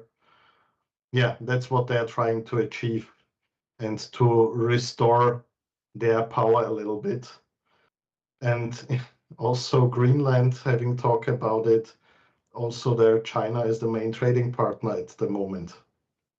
The question is whether it wouldn't be smarter politics to focus on the remained allies and to say, okay, we are strengthening our partnership with Europe, we are strengthening our partnership with Latin America. We have lost, I think, Africa completely, but I don't know whether cooperation wouldn't be the better politics than confrontation. But you know the saying, the secret of cooperation is to cooperate. So I think this doesn't exist in the world of Donald Trump. Yeah, just very briefly, a COF index of globalization, you don't need to remember it. This and the next chart tries to tell you the story that an openness of a society creates economic well-being. And this COF index of globalization, it comes from ETH Zürich Konjunkturforschungsstelle. This is what COF means. And they somehow try to rank countries in views of economic, political, and social freedom, just put it like that. And the index shows that developed democratic countries where you can open up a business, you can do business rather easily, you have stable politics, you have social securities, you have freedom of travel, you have free vote, etc. That such an environment fosters economic growth. And looking at the countries like Switzerland, Netherlands, Sweden, UK, Germany, Austria, I think it's obvious that an open society somehow supports economic growth. If you look at China, the index is rather low, which doesn't mean that China is unsuccessful, but still, in the end, it's limited. And China has undergone great efforts to establish their currency as a world reserve currency, for instance. But nobody wants it because they say in the end, it's a dictatorship. And therefore, we don't want to have oil and gold and natural gas and other commodities being traded in renminbi or in Russian rubles, etc. There were several efforts to somehow push this de-dollarization, but they didn't succeed. And also on a long-term basis, please, you don't need to remember any rankings or anything. It's just for illustration that you have heard about it. What you can observe through a period of time, and this is an economic freedom index, it's the same idea, but it's another institute behind it. So it's the Fraser Institute here. Whenever you see regulation on the rise, bureaucracy on the rise, etc., it tells you that it somehow harms economic freedom and economic development. And if you see things like deregulation, privatization, tax reforms, etc., then the economic freedom and the economy as such is rising. You see fall of communism here, the 1990s to 2000s, where you said the world has become more open, a lot of dictatorships ended, etc. It was a booster for the economy. Again, globalization in the 2000s boosted the economy a little bit. COVID-19, a lot of regulation, everything forbidden, etc. You see freedom is going down, and we have seen what happened to the economy. And economic freedom is said to have a positive connection with growing income, higher life expectancy, less poverty, better health, etc. It's not a political class here, but if you would be interested, try to Google. There are several comparisons between the United States and the European Union, taking such factors as life expectancy, public health, child death rate, education, etc. Into account, and you will see that Europe is much better in all of these fields than the United States. So we have higher life expectancy and so on.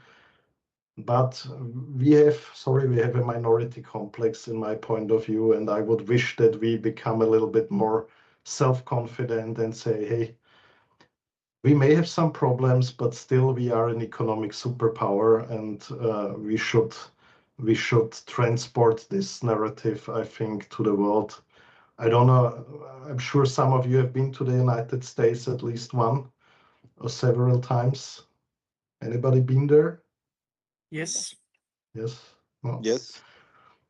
Been there during a thunderstorm or something? Have you encountered something like this? So usually what happens if you have a thunderstorm, so not a hurricane or tornado, just a normal thunderstorm, normales Gewitter, usually you have a power outage after 10 minutes, Yeah, and I was which at the lasts for airport. half a day or half a night at least, because the infrastructure is so bad.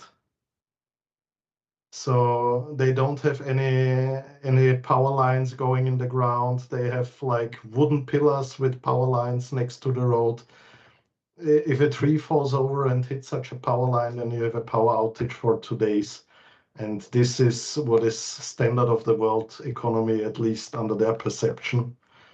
And the same thing is true for canalization. If it rains heavily, then all the canals are flooded, etc.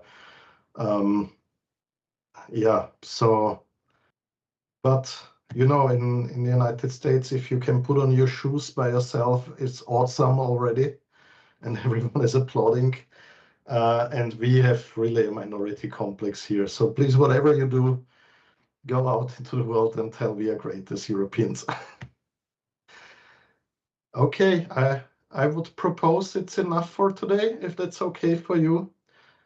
Because the next thing would be that we jump into Austria a little bit more into detail, and then a bit more exclamation marks will come also as regards tips for the final test, etc. So as we are in Austria, we should discuss this a little bit more thoroughly. But I would propose to make a cut here and to leave this for one of the next lessons.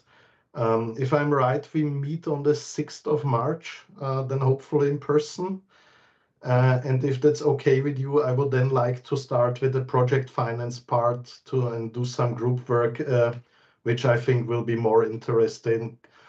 Sorry for a lot of front loading today, and thank you very much for joining in so actively. But I think it's better to deal with this in an online session than with the project finance issue.